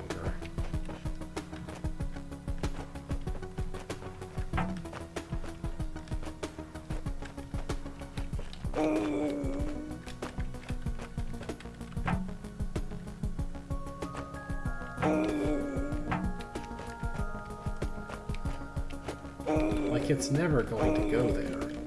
The brain will always tell it to go toward Bithro and not into an enclosed space to its west. It doesn't matter. There's no way to make it actually tangle itself like that.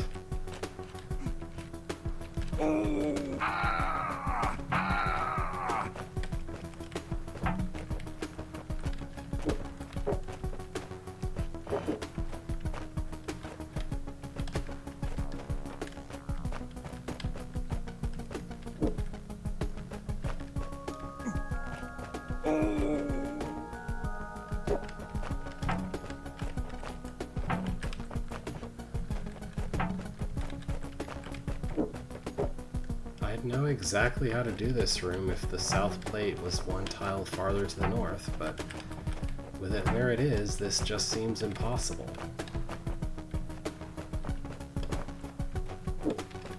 Like I have to be close to it for it to hold down the plate, and I have to be farther away for it holding down the plate to be useful. And I can't be in both places at once.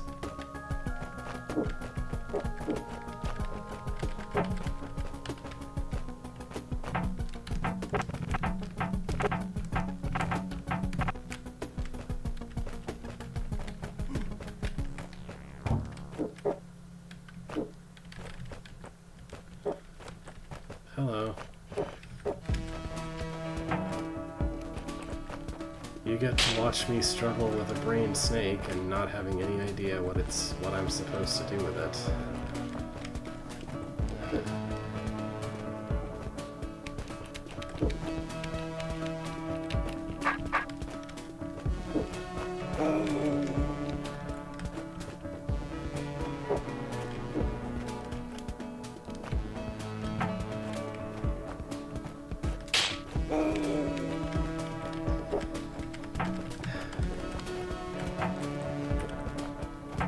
I don't believe that it is possible to make it tangle itself up, no matter what.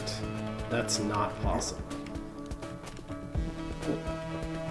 I've tried, it isn't going to ever work. So there has to be some way to make it press this plate when I'm not like 2 tiles away from it.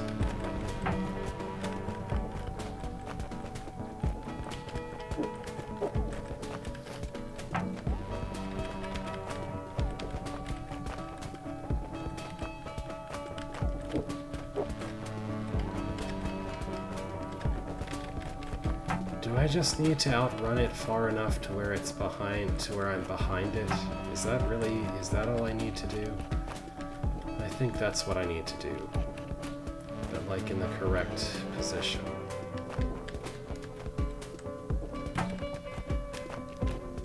Like I need it to decide to turn around when it's like there. I think that's what we're dealing with.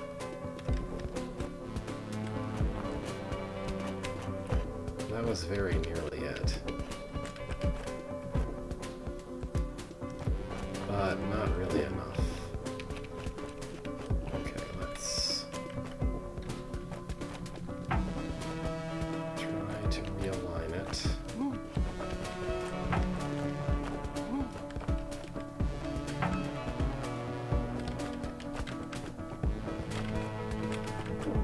Okay, it's turning around. Okay, that's all I needed to do. Fair enough. If I had just blundered around in the circles long enough, I would have literally stumbled into that solution. But instead I started trying to think of clever ways to handle the situation. Oh well. A great case of overthinking. Alright, I don't know if there are secret rooms. There could be, but not next to this one. I'll do cleanup later, though, I think.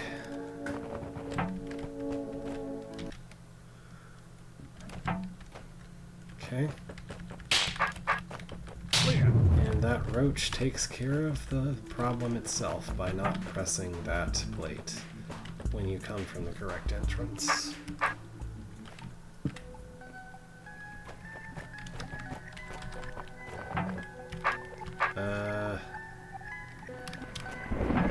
It looks like the water prevents me from going south or east here.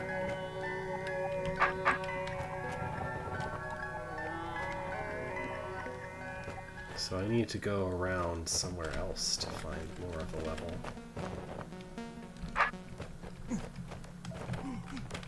Oh, I can go to the east here. Green. Green. Oh, it's time to join. It's time for the other snake to join the party, I see. This green glow is going to be either adders or gel, and it's adders. Carnivorous Causeway.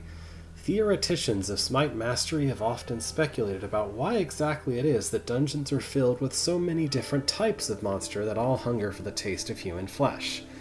It may simply be that we are made of particularly delicious stuff, but somehow no one wants to do the experiment and find out. Or it may be that we are slow and clumsy and easy to catch, and so monsters adapted to prey on us thrive better than those that are not. Nonetheless, it is a fact that many monsters seem to be especially adapted to devour humans, refusing a diet of smaller creatures even when these are abundantly available. For proof, one need only look at the Fire Hotlands or the Tar Plains east of Dugandy or the Oystian Lowlands, anywhere so inhospitable that there are no humans around. In these places, it is never very long before the monsters begin to eat each other. One might think this would make the Smite Master's job easier, but it should never be forgotten that the taste for human flesh is merely dormant and will rise to the surface as soon as one is smelled out. Yep. Okay. It's an adder. Look at this adder.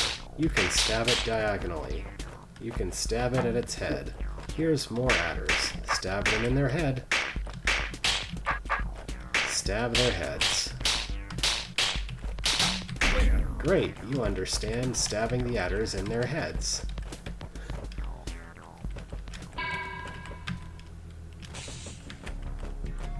Here's another adder's room.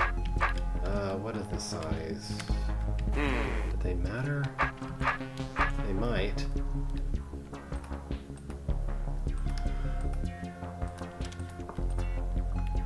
Looks like I need the adders to be pretty long, but maybe not that long. Yeah, let's just get rid of all these. Alright, adders eat rock piles. Adders eat eyes, whether they're awake or not.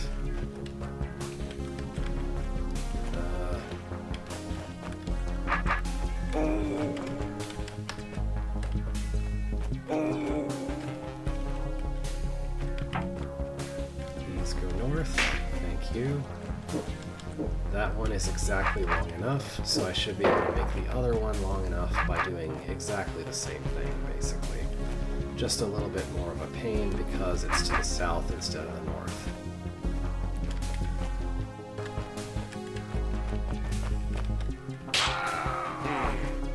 Maybe a wake eye would be easier here.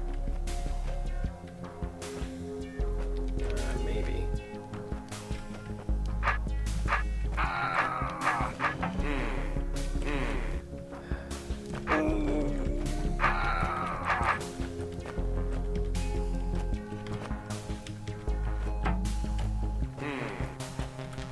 There we go. That's one down. Okay, perfect. Now just shove this one southward. Somehow. Oh boy.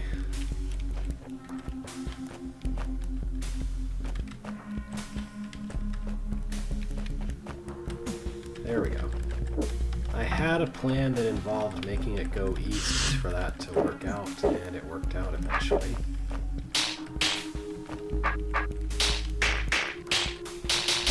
Okay. Right away, we had one tutorial. Here's immediately a room about making adders the right length. Alright, this is going for a tiered approach, it looks like. Or more like maybe just a general linear approach. No, this is going to require these two to be allowed to continue. Okay, so this one...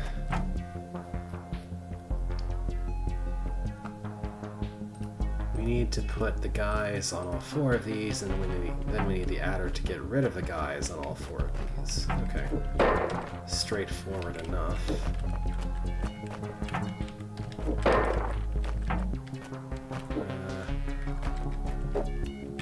This part's going to be a little tricky. It would be preferable if that one would go farther north. That works. Yeah, just do this. This works.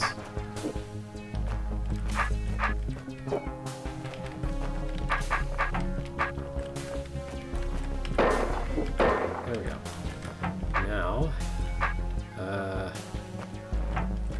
Now I press this. The adder goes through, and then I need the adder to eat everything. Eat rocks. Eat rocks. Eat all the rocks. Come back this way and eat a rock. Thank you. Done with you. Okay. And I guess theoretically it'd be more efficient to have done the east first, but I don't particularly care. Okay, here is adder's interaction with tar stuff. The really bizarre behavior that they'll only eat tar stuff where you can't cut it. Alright. So now I need to set things up so that the adders will eat what's left after I'm done.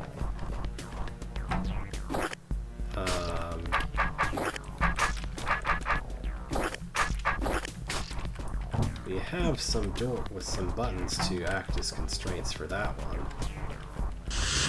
For this one, well, I'm assuming this must be a blob that's going to leave a 2x2 behind no matter what. Yeah, it clearly is. So it's mostly just a matter of making sure that 2x2 is in the right place. To make it as easy as possible, I mean. Oh, I messed up on that one. Hang on. All the way back.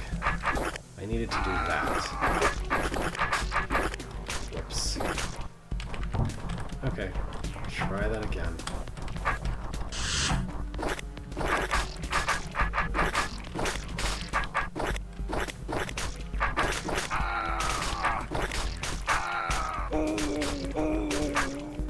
Awkward.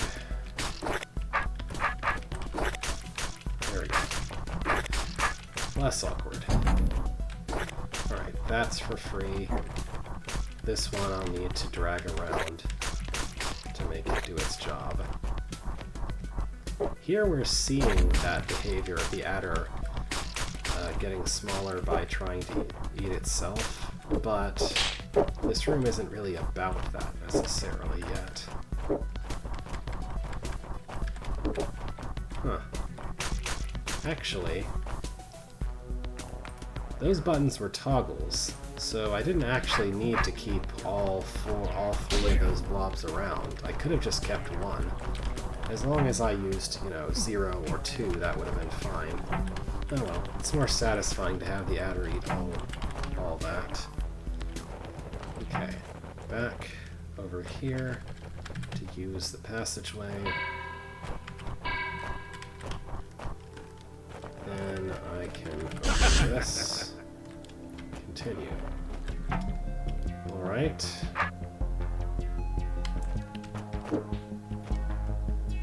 Yeah. Here we see displayed a very important behavior difference. Reaction difference between different things. Okay.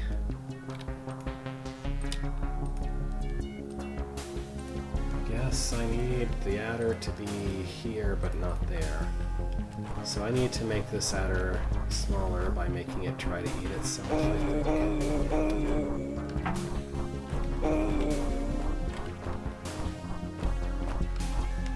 Is that small enough? I think it is. Now the only problem is this requires the adder to go south, which is going to be a giant pain with it being small.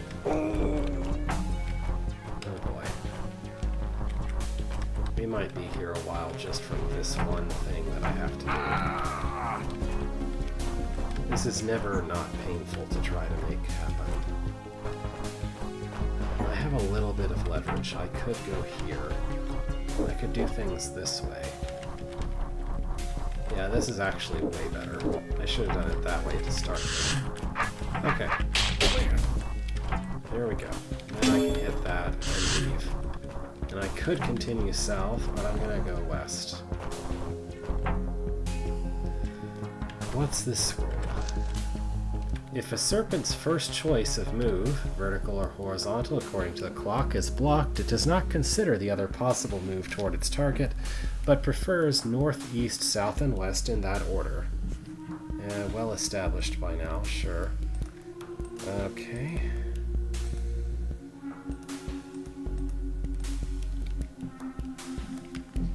Oh boy. I guess I'll just give this a try. So I do want that one to go in a direction.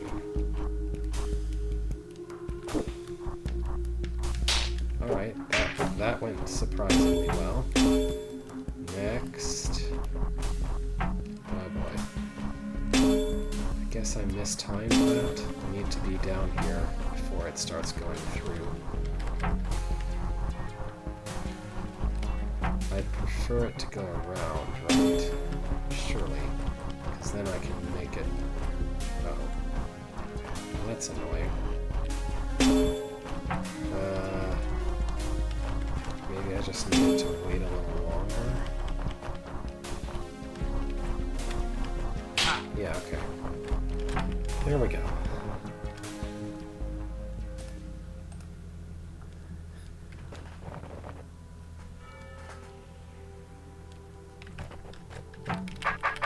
Now to the east.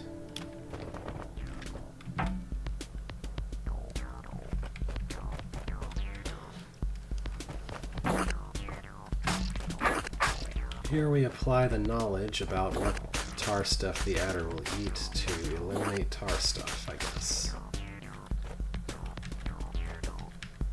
It might also be advantageous to keep it long given the crowd of tar babies that are going to appear after it's done eating. Maybe. I kind of need to survive first of all, though. Okay, that's pretty good.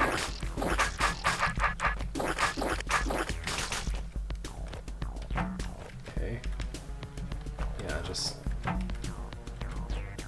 let me out, thank you. And I'll guide you to some more food.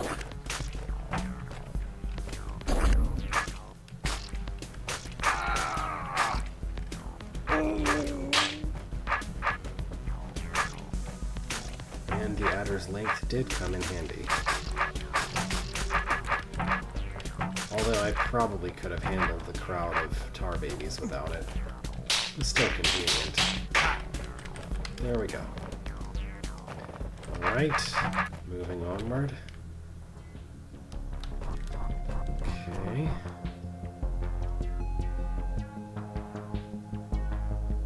What is all this?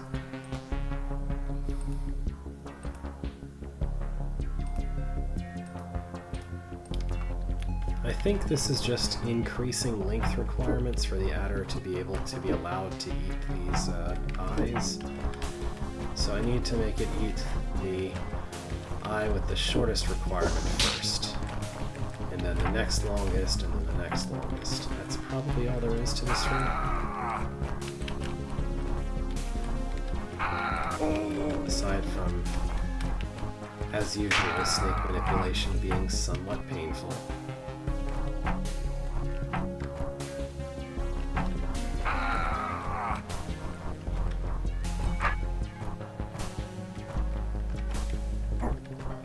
Like, I'm trying to make it go north, which is supposed to be one of the easy directions, but still. There we go. As it gets longer, that will get easier. Alright, I think the southwest is the next longer one. Maybe this one I can kind of pull it south, like that. Yeah. And after that, I think it's the west one that I want next.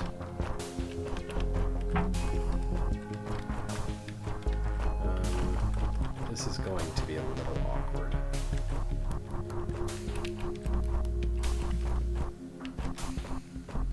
There we go. Alright, now this one.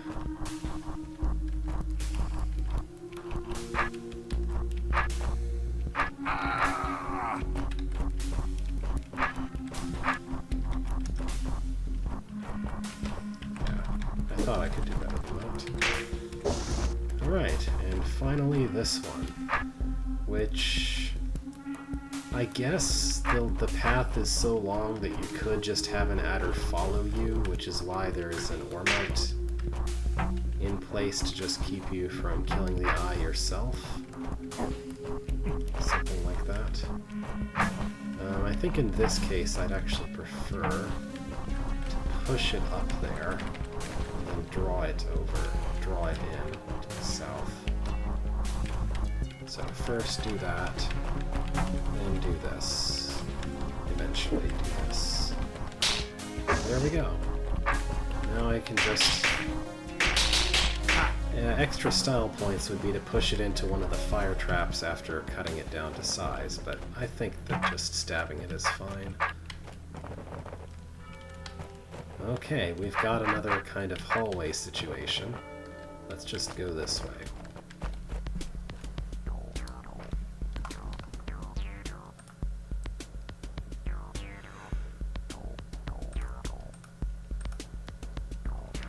What is this about? That's going to light that, which blocks the way out. So I don't want that.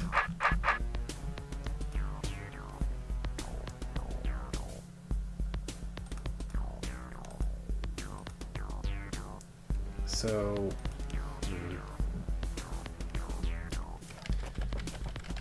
if I just free it, then it will take...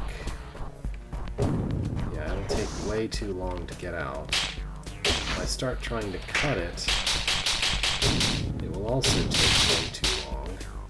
I think making it one tile shorter is the right idea, but I think I need to do more things with it. Maybe the hot tile is needed here. So I want to trap it on the hot tile, maybe, and stab it at the same time. Even that isn't enough. Huh. I mean, that's as fast as I can start hurting it, isn't it?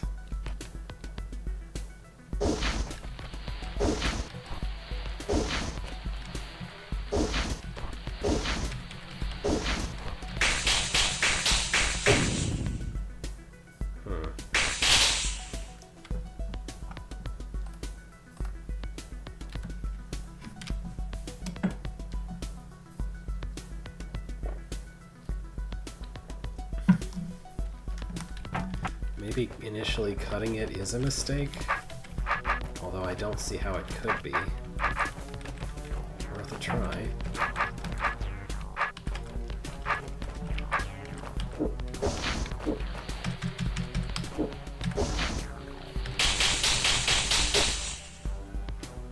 Nope, that doesn't work.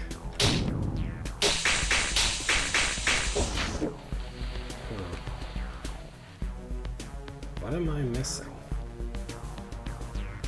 I mean, there is another mirror. Does this somehow help? Doubt it. Yeah, no, that doesn't help.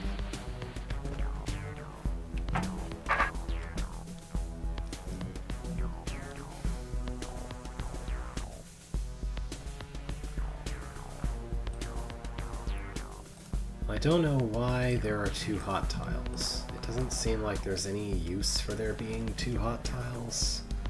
One of them farther away from the other one, from the adder than the other one is.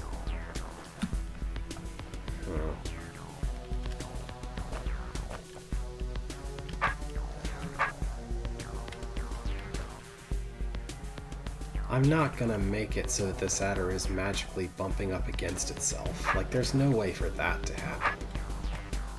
Like, I can either make it bump against itself or be on hot tile. I can't do both at the same time. Like, I could do this, but that's not helpful. That's not going to help.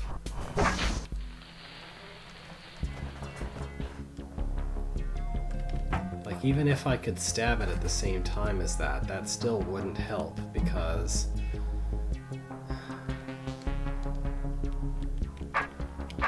it would basically be no better than the hot tiles.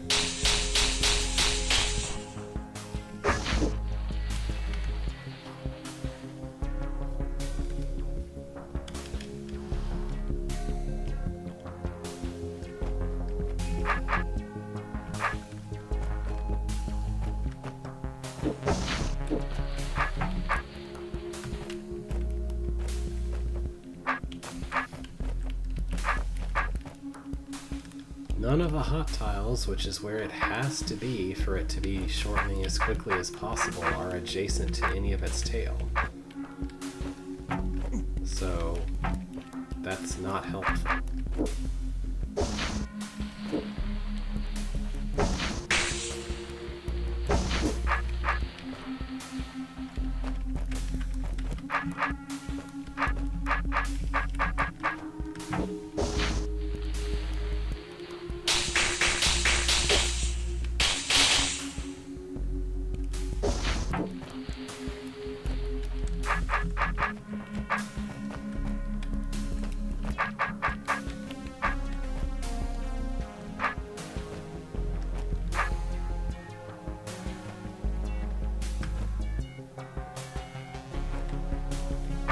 I don't know what that's supposed to mean. The only...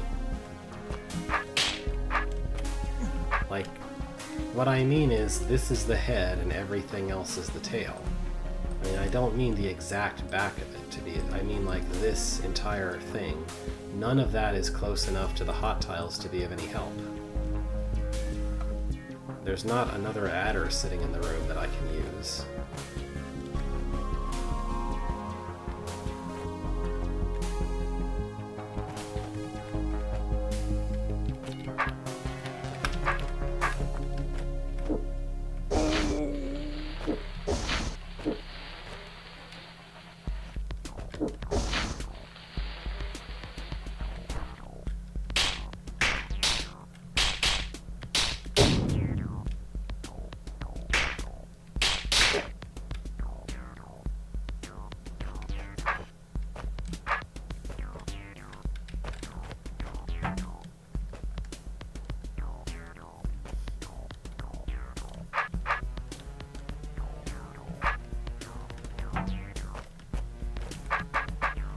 I mean, maybe? 2 South had one of them bonking against the back of another. I guess you could be right.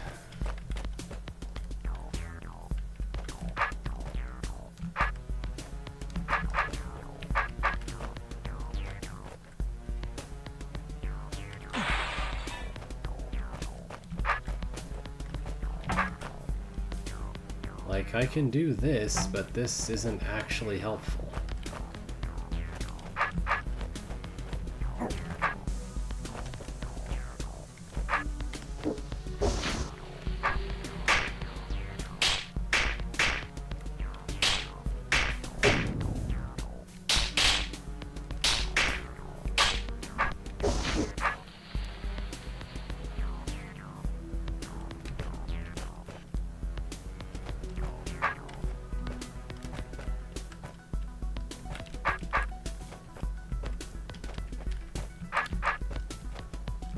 I can see no way for that question to be relevant, because I need the hot tiles and the adder bumping against itself, both.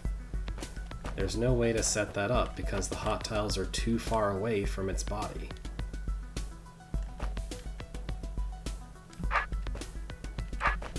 Like, if its body itself was adjacent to the hot tiles already, then that could work, but it's not.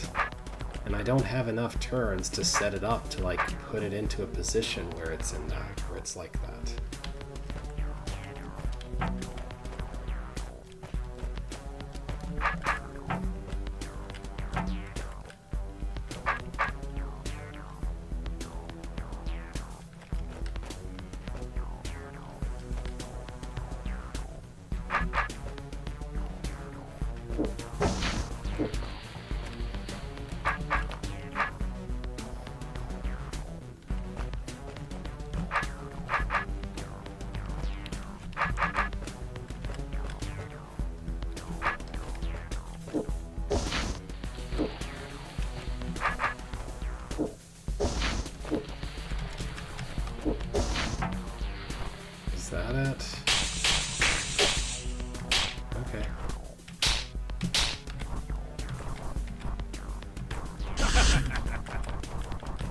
I guess that makes sense.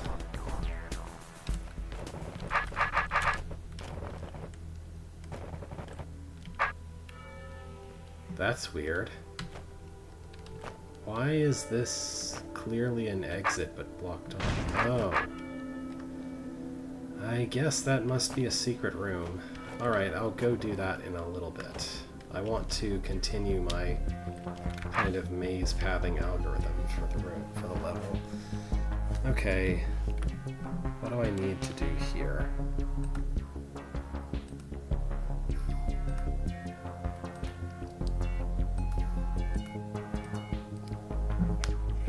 So this room is just a trapdoor puzzle, but the adders enforce things in a way where you have to go to one place before going to another. I think that's what I'm seeing.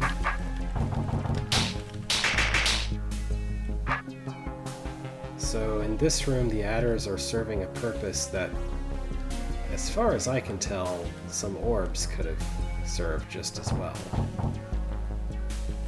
Which is a little strange. Not really a complaint, it's just kind of a notable thing. How do I open that? Oh. I have to go all the way around to open that.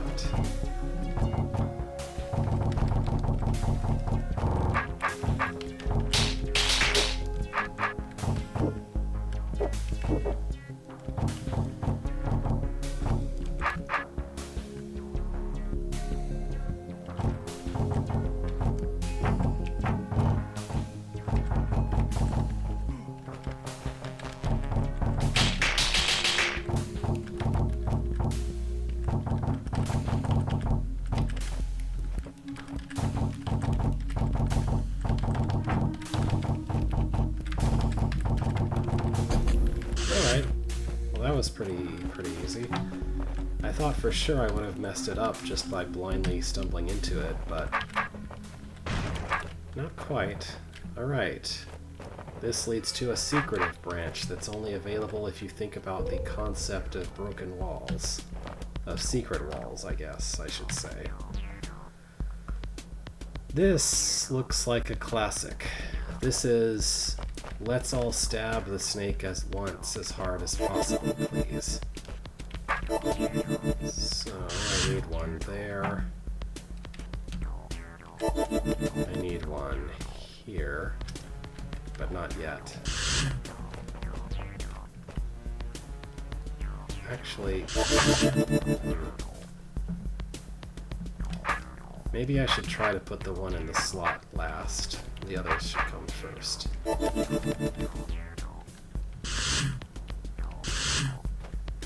Okay, so the goal here...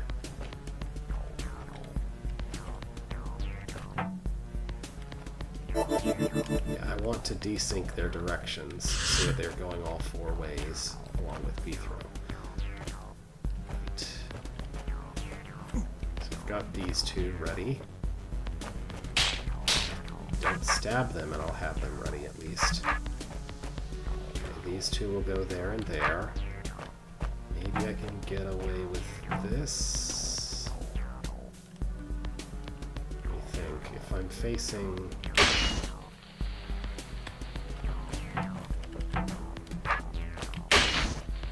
No.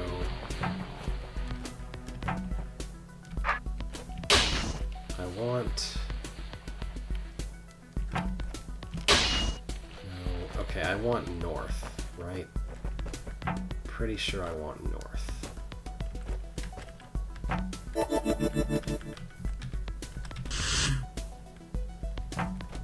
Yeah, that should be perfect. Now have B-throw facing east. Beautiful.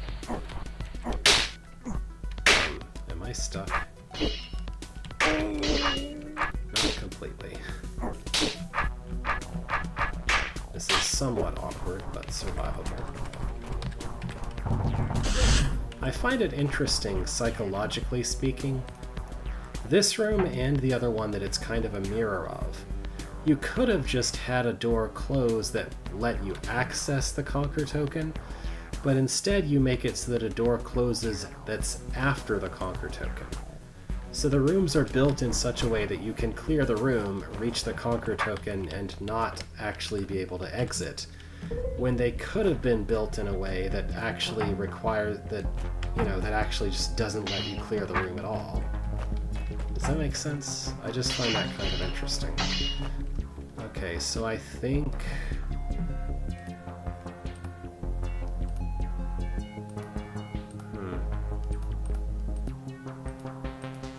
I don't know, something is going on here. My impression is that I want these guys to stab the snake for me, kind of simultaneously, and in the same kind of way that mimic did.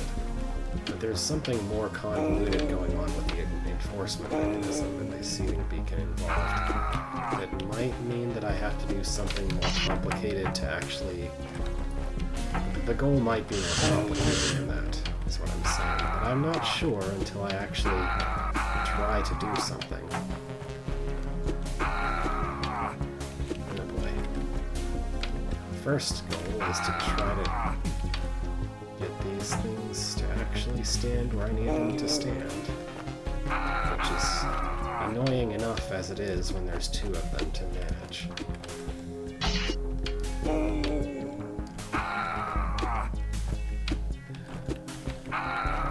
Very nearly.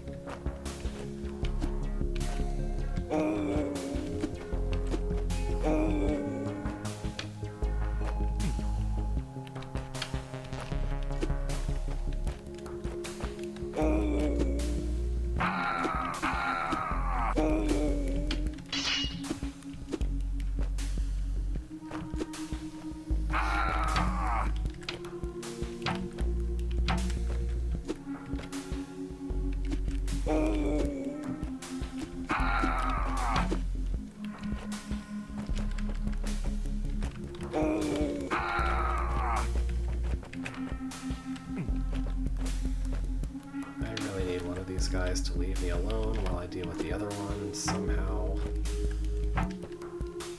Don't know how to make that. Okay, there. You stand there. Don't do that. Yet. I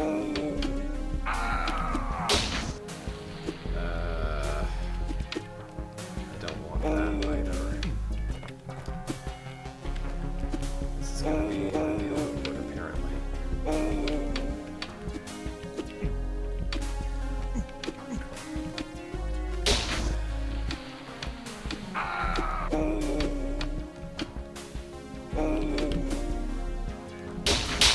Is that good enough?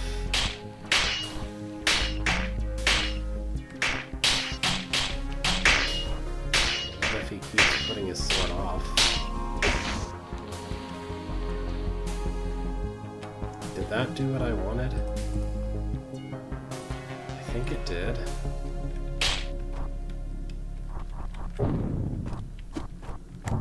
Alright.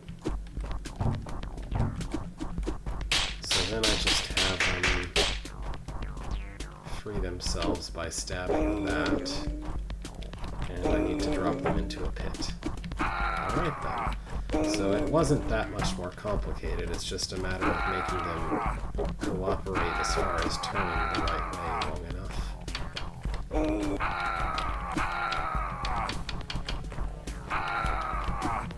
There we go, that works. Stab your friends. Make it easy for me. Alright, that was the secret branch. Now I'll continue back this way. This looks significantly more complicated than the secret room I just did. So... Looks like I'm gonna need that adder at the end of the road, basically. And I think I just kill everyone else, right? I mean, I will need to put the goblins in these slots, but I can at least kill these roach queens safely.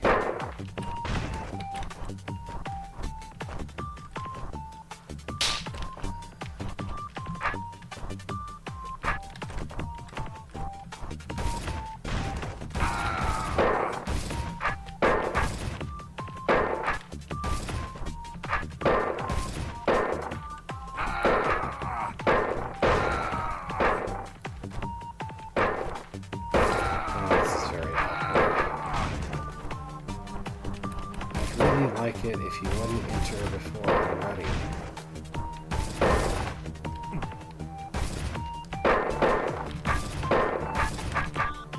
That's not good. It's more like keep the thing from not trapping itself in that way.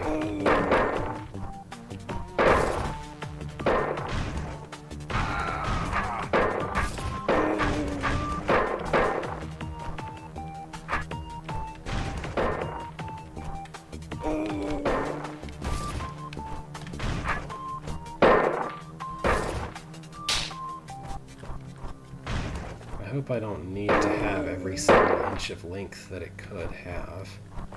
Or something. Alright, that's just to make sure I don't leave it behind while I go deal with these goblins, I guess. It's a very clingy adder. Don't go in there.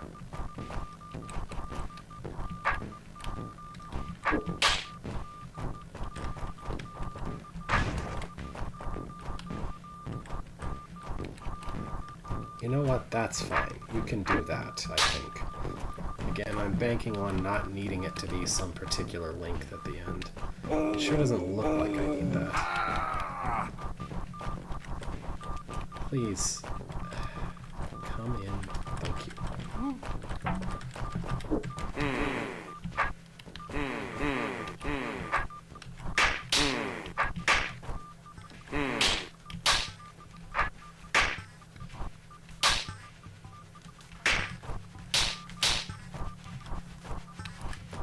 Why don't I just send you after those?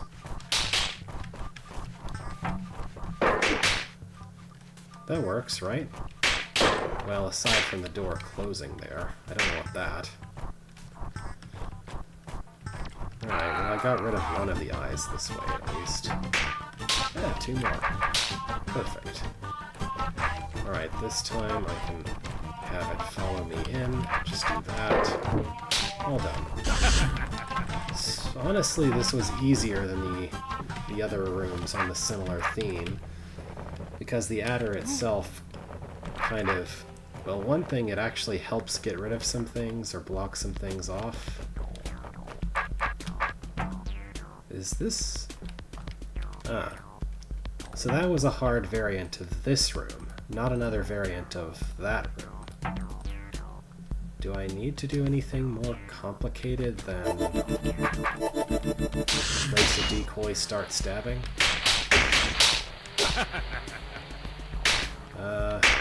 Yeah. I guess. We want to hit that. And yeah. Okay. Not much more complicated, just you have to control your power a little bit. Yeah, that tunnel looks suspicious right away. Here's another secret room, which would appear to be a dead end. Oh yeah, it's where the level end is there. Okay. What does this room want from me? That's a very good question. We have an adder, we have a seep, we need the adder to eat the seep, don't we? Okay. The only way I know of to make an adder eat a seep is if there's a door, the seep is on the door, the adder's in front of the door, the door opens and the seep dies, but the adder eats its corpse before it can, like, disintegrate or whatever it is it normally does when its home that is a wall or door becomes not a door or wall. So I just need to do that. The first step is getting this broken wall open without killing the seep. And the second step is just putting the adder into the right position without killing it.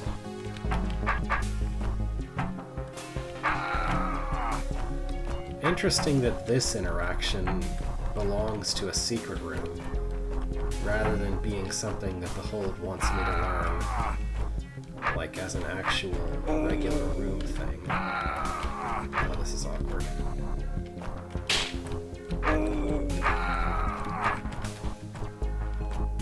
Okay, there. You sit there. Perfect.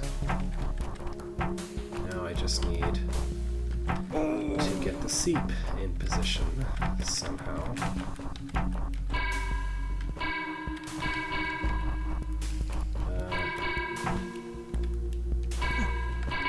Don't actually... Okay, that works. That's perfect. This is kind of interesting. This particular secret room is very hard if you don't know the interaction, kind of a gimme if you do know it. A lot of secret rooms are hard even if you know what thing they're asking you to do, as far as this hold is concerned. Alright, now for the East Branch. What is this about? This is a requirement to enter immediately. And then we have to kill these on ortho squares. And I guess that's it. Okay. This is pretty easy. I think this is easier than an equivalent room with rattlesnakes would be. Or regular snakes especially. What is this?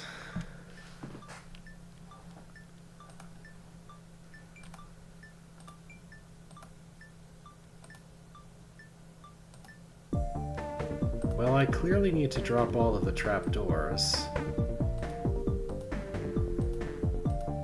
Killing the queens will make the adder longer, which would make the fire trap gauntlet.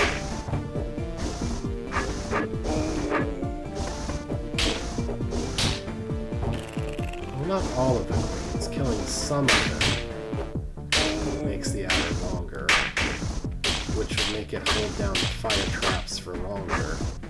But that's not necessarily a bad thing. I mean, you don't want to overdo that, but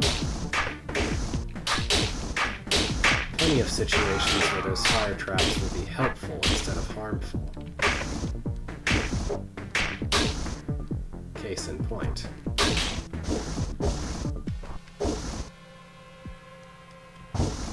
I feel like a 3-wide adder, 3-length adder is pretty useful here.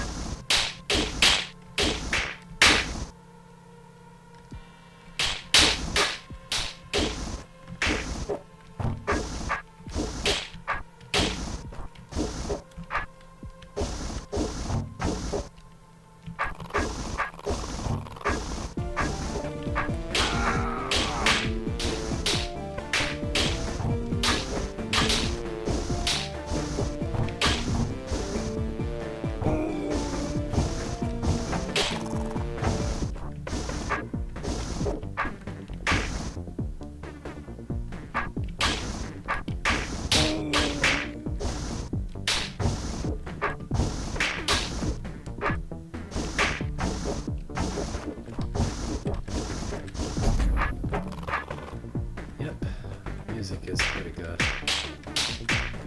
Alright, I guess that's it. This room isn't too hard. A couple of those tar stuff based horde rooms were a lot worse.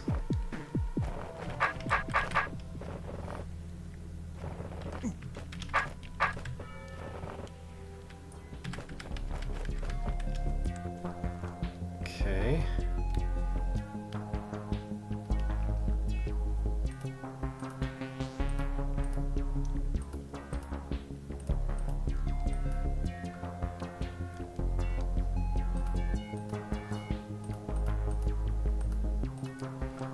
So my understanding here is that I need to sort them essentially by size, except that one of them is going to get longer by eating some lubbas. One or more of them. So this one, that's the correct size for that one to be. You want that to be just like that. Then this one that's length 4 is the perfect size for this slot. now I want one that is length 5, which I can achieve if I have this one eat that wubba, which is going to require a little bit of trouble to get the wubba out without the snake doing something stupid and annoying.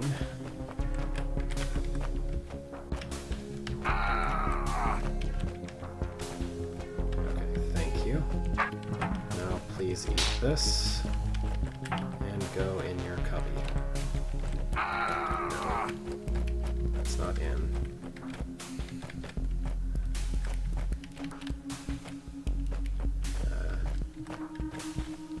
As usual, wrangling is the most annoying part. Even when I'm just trying to make it go north, it's still the most annoying part.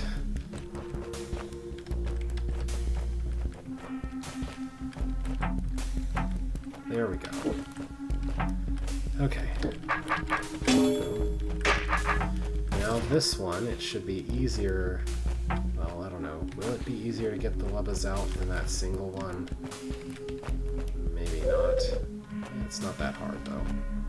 These are a little more... It's being a little more cooperative here, I guess, than that other one was. So just one... Not yet. You're not going in there yet.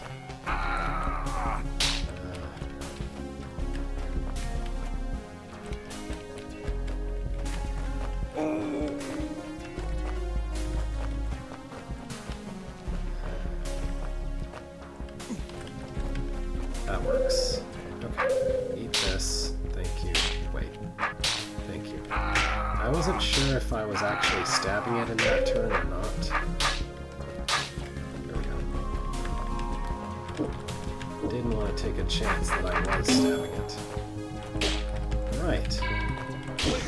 All neatly packed away.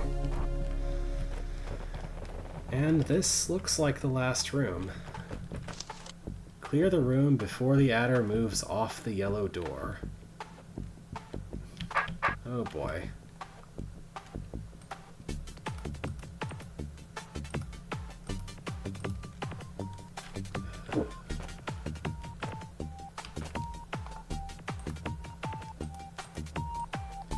This room already has a timer, and that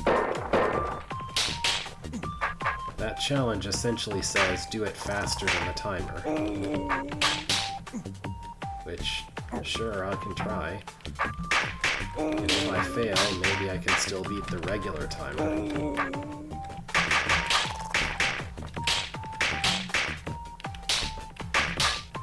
You can really only be so fast at the beginning.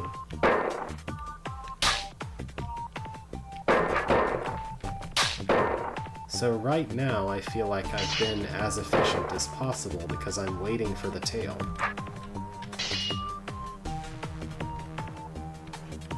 I should probably follow the tail if I want this to go well.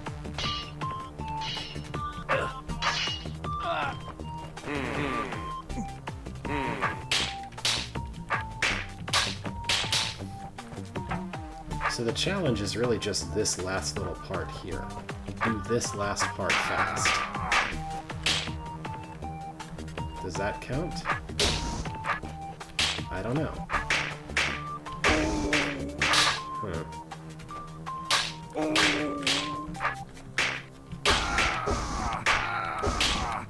What counts as the adder moving off of the door?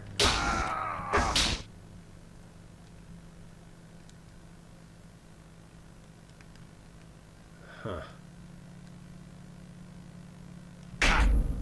I guess that doesn't count?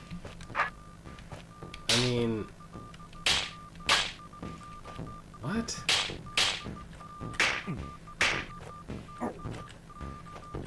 Like, I'm here as early as I possibly can be. What? What do you want from me? What am I expected to do here?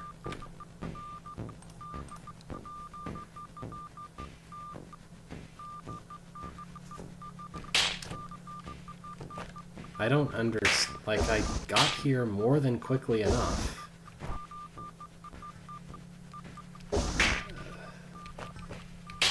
This is a little obtuse.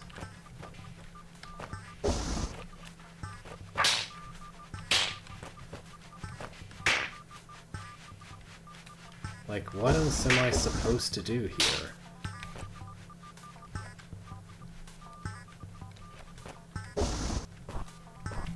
Like, this somehow doesn't count. I am here as soon as it is possible to be here. But that's not soon enough?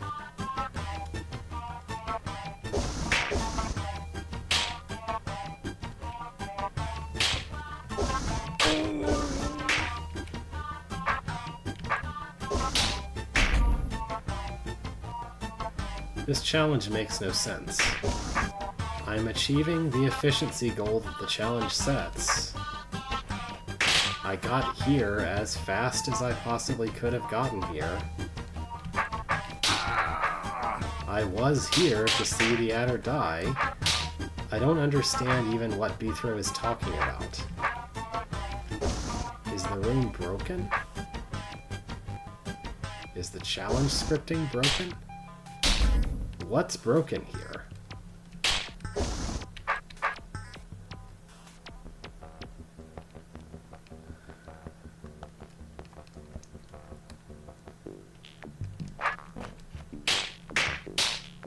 I don't get it. The challenge says to clear the room when the adder is on the door.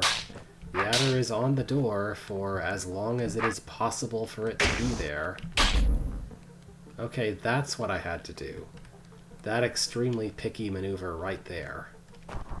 Okay, sure, whatever. I feel like you're awarded with a line of dialogue for failing the challenge. But the challenge itself is just kind of weird. I don't know. Well, that's the adder level. I wanted to go this way.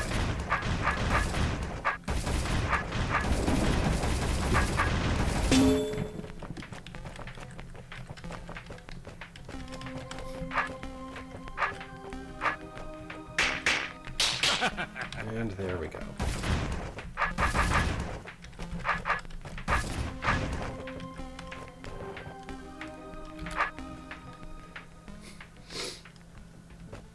Oh, alright.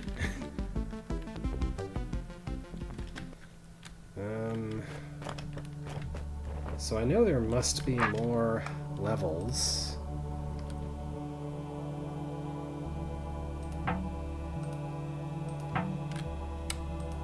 The hub's design makes it a little harder to tell. Oh, I can go here for sure. Oh, okay. I just realized I'm at about 15 till 5 o'clock. I'll start this level, but not plan to finish it. So, after several chapters, level after level of having various creative enforcement mechanisms that I would usually use Briar for, but Briar wasn't introduced yet. Here we're introducing Briar. Overgrown Gorge. It is usually easy to tell how long it's been since humans inhabited an area. Nature has a preference for plants and animals that can take care of themselves, whether it be with thorns, scratching claws, or viciously stabbing pincers. Humans, on the other hand, find all of these to be ugly, and prefer to cut them down and establish a safe haven for life forms they find pretty, which generally means useless and uninteresting. As Beethro headed down into the valley and found his way barred by vast swaths of sharp-toothed, sprawling plant life, its thick and pustuled skin resistant even to the bite of his really big sword, it was clear that humans had not been around here for a very long time indeed. Okay. Shortcut from 7 North. Let me think. We've had alternate weapons. We've had dagger, we've had stick, we've had spear. Have we introduced pickaxe before this point? Is this level going to go into pickaxe, or... It might not. I think here we're going to want that to grow. And hold the plate down. And then we have to make a run for it.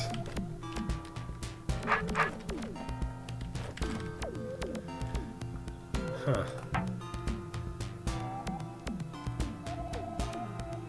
What's that about? I should go check that scroll real quick.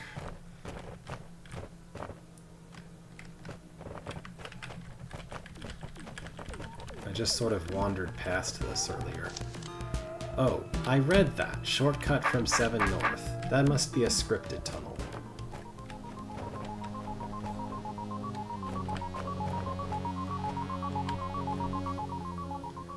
Okay.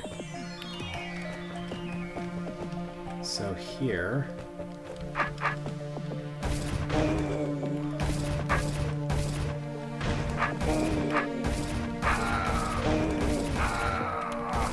don't know if I can survive that one. But I need some briar to grow in such a way that it will kill that rock golem. So I guess it's going to be this one. Yeah, that one I can get away from. And just wait. Ta-da. Yeah, I guess the point here is that one route is worse than 2 or 3. You could also have done that with this, with the west central one, just not either of the eastern ones.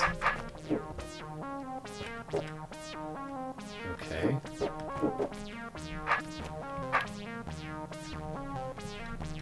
Guess I'll need that to grow before... No?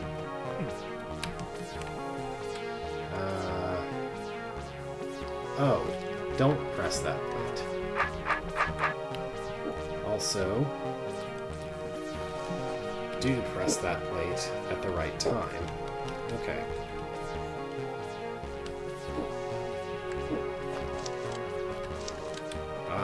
Left click on a briar root to see how many tiles of immature briar are connected to it and must be matured before it can grow. This display will remain and update every turn unless you click elsewhere or undo. Left-clicking a multiple briar root displays the same information but divides the number of tiles by the number of briar roots to tell you in how many turns the briar will be ready to grow. But you will see that something funny is going on with this pit. Anyway.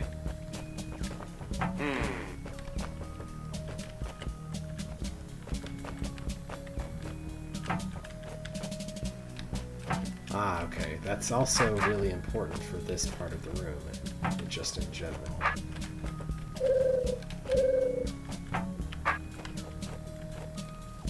So I really need this lava out of my way for this bit.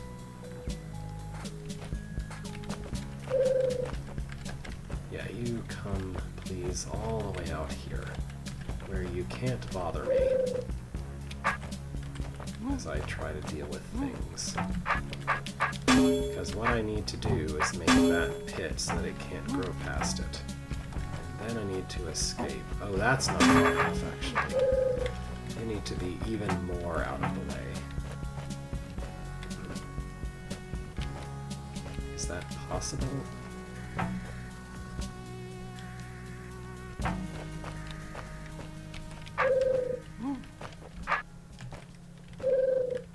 don't know how to get this more out of the way than this.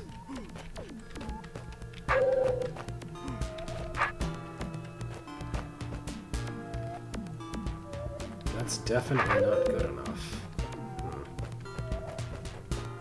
But I can't pull it through this passage.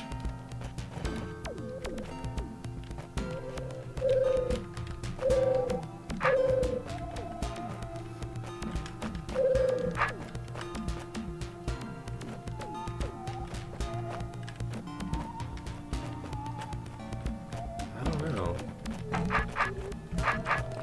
Doesn't seem like it can work.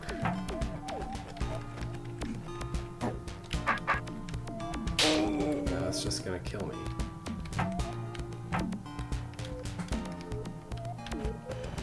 How can I get this wubba out of my way?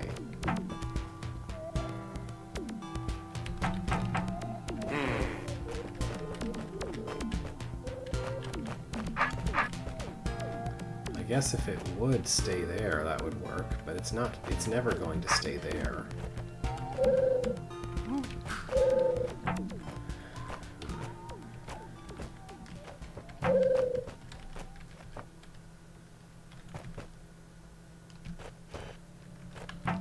If it's there, I can go around it. Maybe that's all I need. Yeah, okay, that works. Have fun being killed by Briar, Mr. Llama. Bye.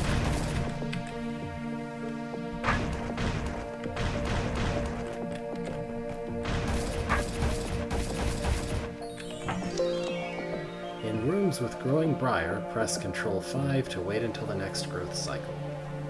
Of course. So both of these paths must be traversed. I want to take the longer one so that the briar takes the shorter one. I think. It may not actually matter.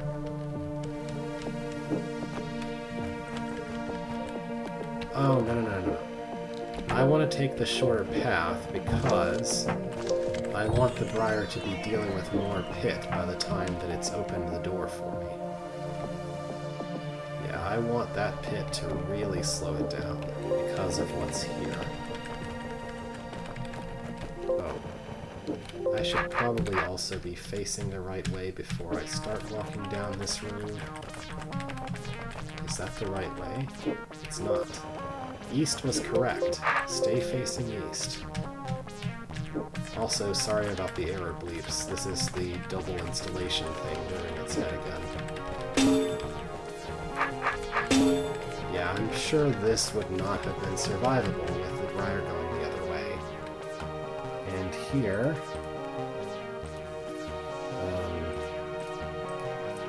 there's certainly something here. I don't have any control over it, so I guess I just need to hope that it works out.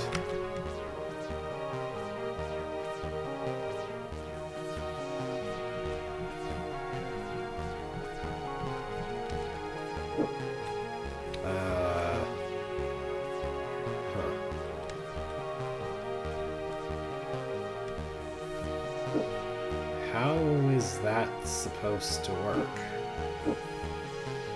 As I previously stated, I don't have any control over that. I guess I just need to stand here? Well, no, that doesn't work. I'll just die standing there.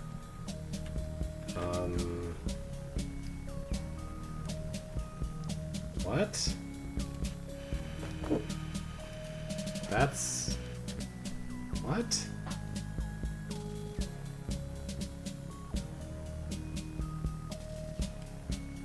There's literally nothing I can do here.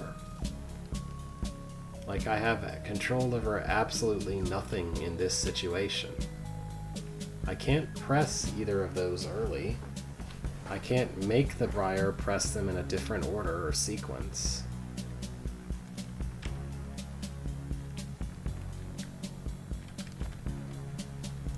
I'm pretty sure I needed it to take the longer path to make that area to the south survivable, so I couldn't have chosen to do something different there. I can't do anything to influence the roach's movement. I guess I should test that assumption, but it'd be really weird if the room has this whole entire thing designed to make you... designed to delay you so that the briar needs to be slowed down as much as possible, but then also you're not actually supposed to? It doesn't make any sense.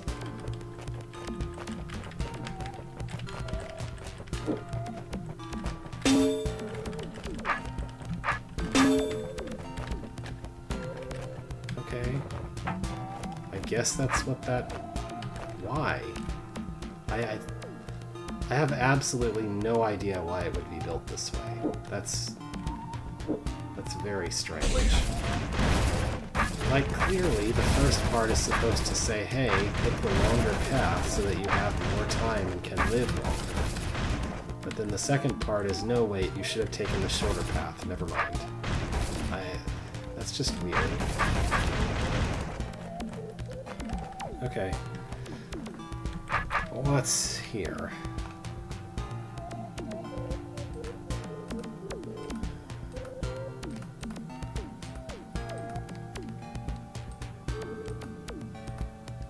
I guess the goal is to get to these eyes. And that's it, I think. Well, I need to kill... I guess I need to get rid of those roots before blowing this up so that I can actually get in and out. So I need to press both of these.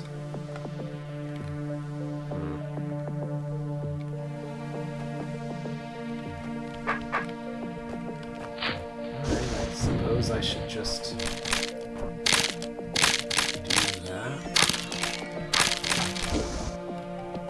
Maybe I shouldn't press that.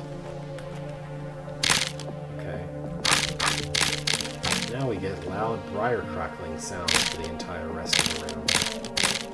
That's almost entirely in my left ear. A reminder that I'm playing with headphones. Oh good, something made it stop, even though it's still happening. Oh! Okay, dropping the trapdoor made it stop. That's great. When a room makes up for...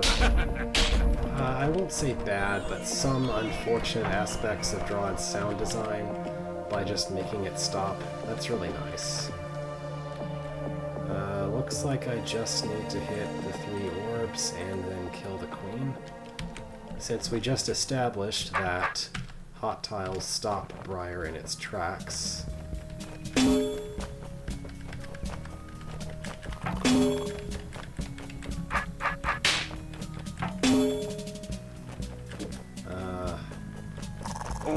Yeah, I can't get back over there in time.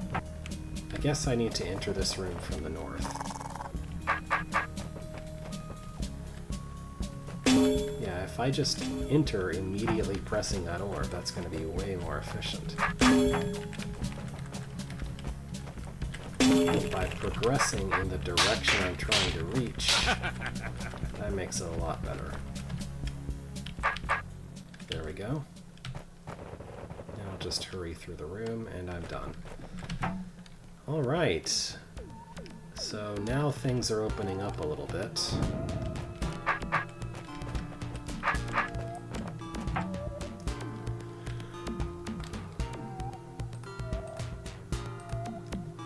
This looks like some kind of a thing.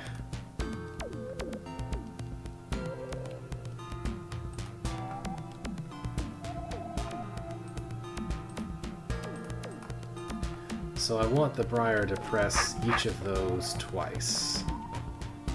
I mean, yeah, the Briar presses each of those twice.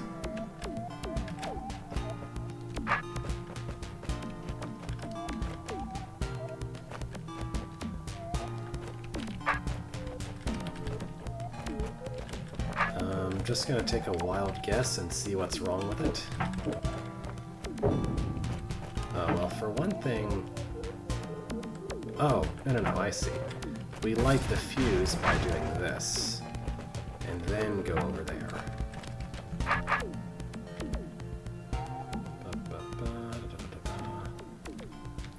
Now that will press the first one. Boom. And then I can hurry through. I have a feeling it's going to press them in the wrong order at some point. No, it looks like this is going to work. Okay. I was sure that I needed to be more specific somehow, but it turns out just putting the barrels south of the buttons works just fine. I don't know, specific is the wrong word. I meant maybe clever or something like that. Whatever clever means. Okay, what's this? this will open that all the way down there. There's a whole lot of orbs to press. Okay.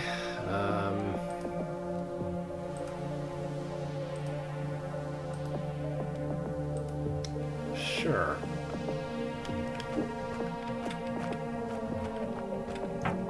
I guess I should just run for the orbs then. I don't know. Like, there's probably a best order to do things in, but I have no way of working out what that way is, what that order is.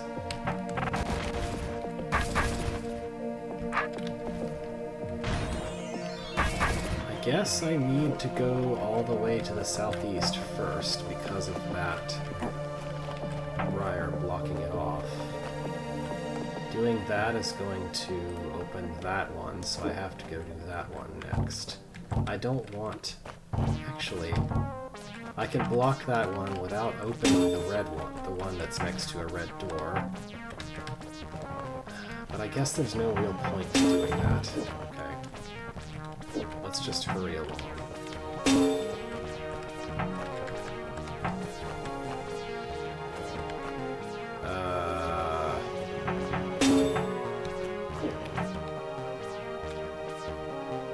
So what? There just isn't time to get there? I mean, I can do this and then go up there. And then come back to the south? Well, now there's no hurry to go south, is there? What there is a hurry to do is go deal with the southwest. And then I guess I should get this one on the way out. Maybe not. Have I hit this one? No. I think I want to go do the southeast now. And then try to get everything that's left on the way out. Oh boy. Huh. Alright. That works. So I built a room, which is like a horrible giant trapdoor puzzle involving multiple time clones. And all it does is you kill one roach with it, and Bethro comments about that. He's like, all that work for one lousy roach. What is going on here?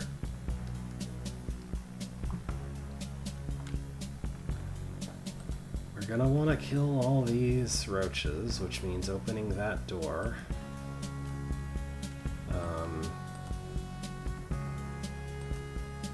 We need to do something.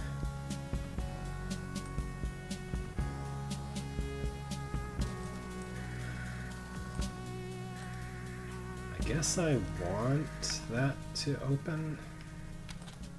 I don't know.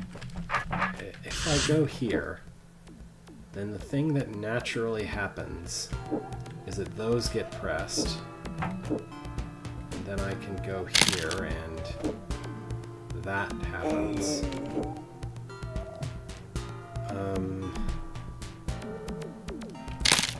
Okay. So the goal is to drop the right amount of trapdoors on each side so that the briar will not grow back in until I'm past it. I'm gonna take a wild guess of just get all of them on the west and equivalent amount on the east. Let's see if that does it.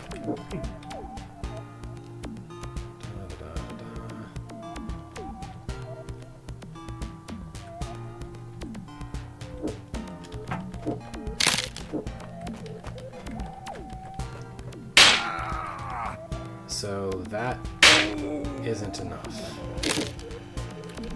That's not enough trapdoors dropped. So shall I just drop the rest of them on the east side? That's all of them that I can drop. Waiting.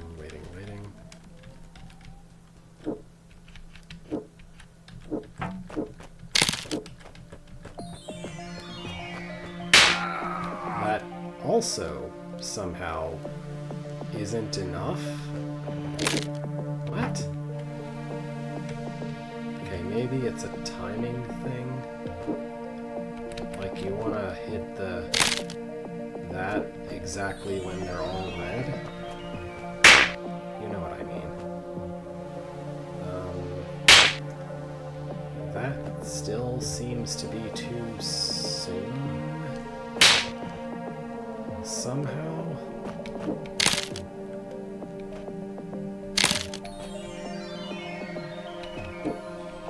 Should I try to arrange it so the roaches are directly behind me when I do that? Yeah, I guess that is what I should do.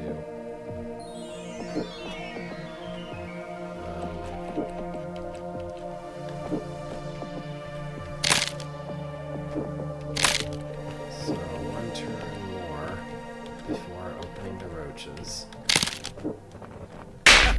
Okay. I thought for sure this was a room about deciding the right number of trapdoors, but it's actually just drop all of them, in which case I might as well not have had trapdoors but pits there in the first place, and then make it all red when the roaches go through, or something. Alright, so here we have the curious interaction with Briar with water. And I can't move more than a single step in because this keeps blocking the way. Very annoying.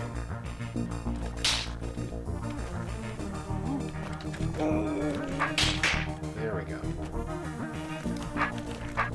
That's enough to start with, at least.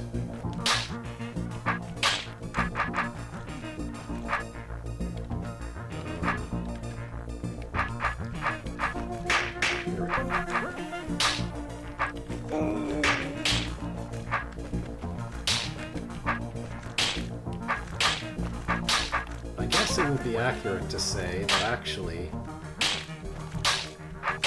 Briar doesn't interact with water.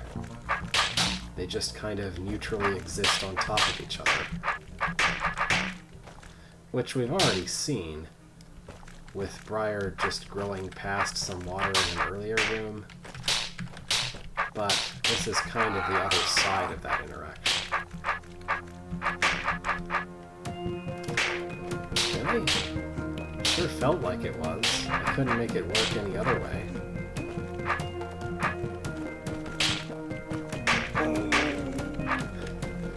I mean, the delay is only barely enough for me to walk all the way through if all of the trapdoors are dropped.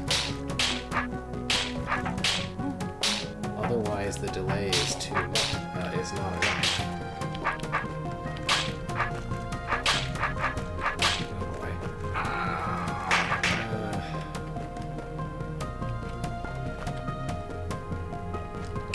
Is this survivable?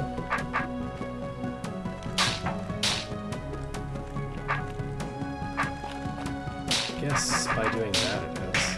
Alright. Okay. Surely I'm past the hard part, right?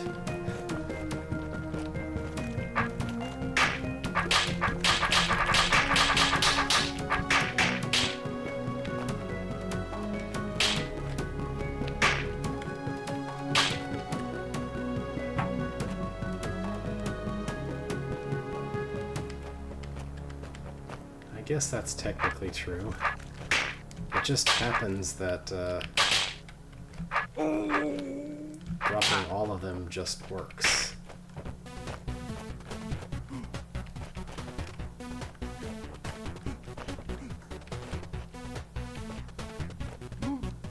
Oh.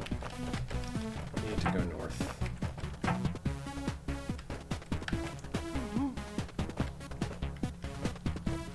There we go.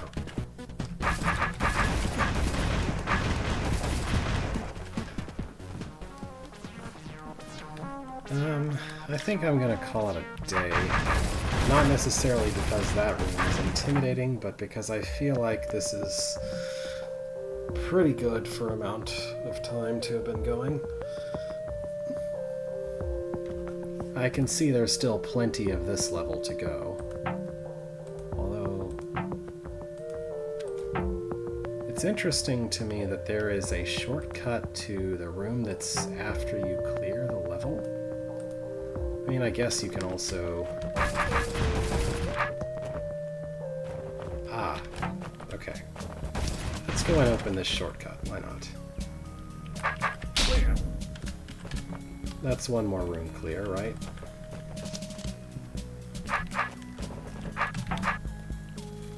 Alright, and we will do more things next week. I don't know of any conflicts right now, but I'll mention if there are any in the thread as per usual. But for now, thank you for watching. Hope you enjoyed it reasonably well. Some of my complaining and stumbling around, but still, things went reasonably well by the end. At least I haven't ended with a room that I couldn't solve to come back to yet. Evidently, we thought about making it taste faintly like bacon. An ultimate party game that tastes faintly like bacon.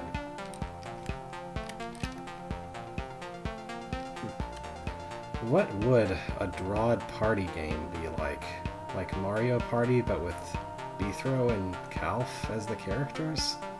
I don't know. Anyway, farewell for now.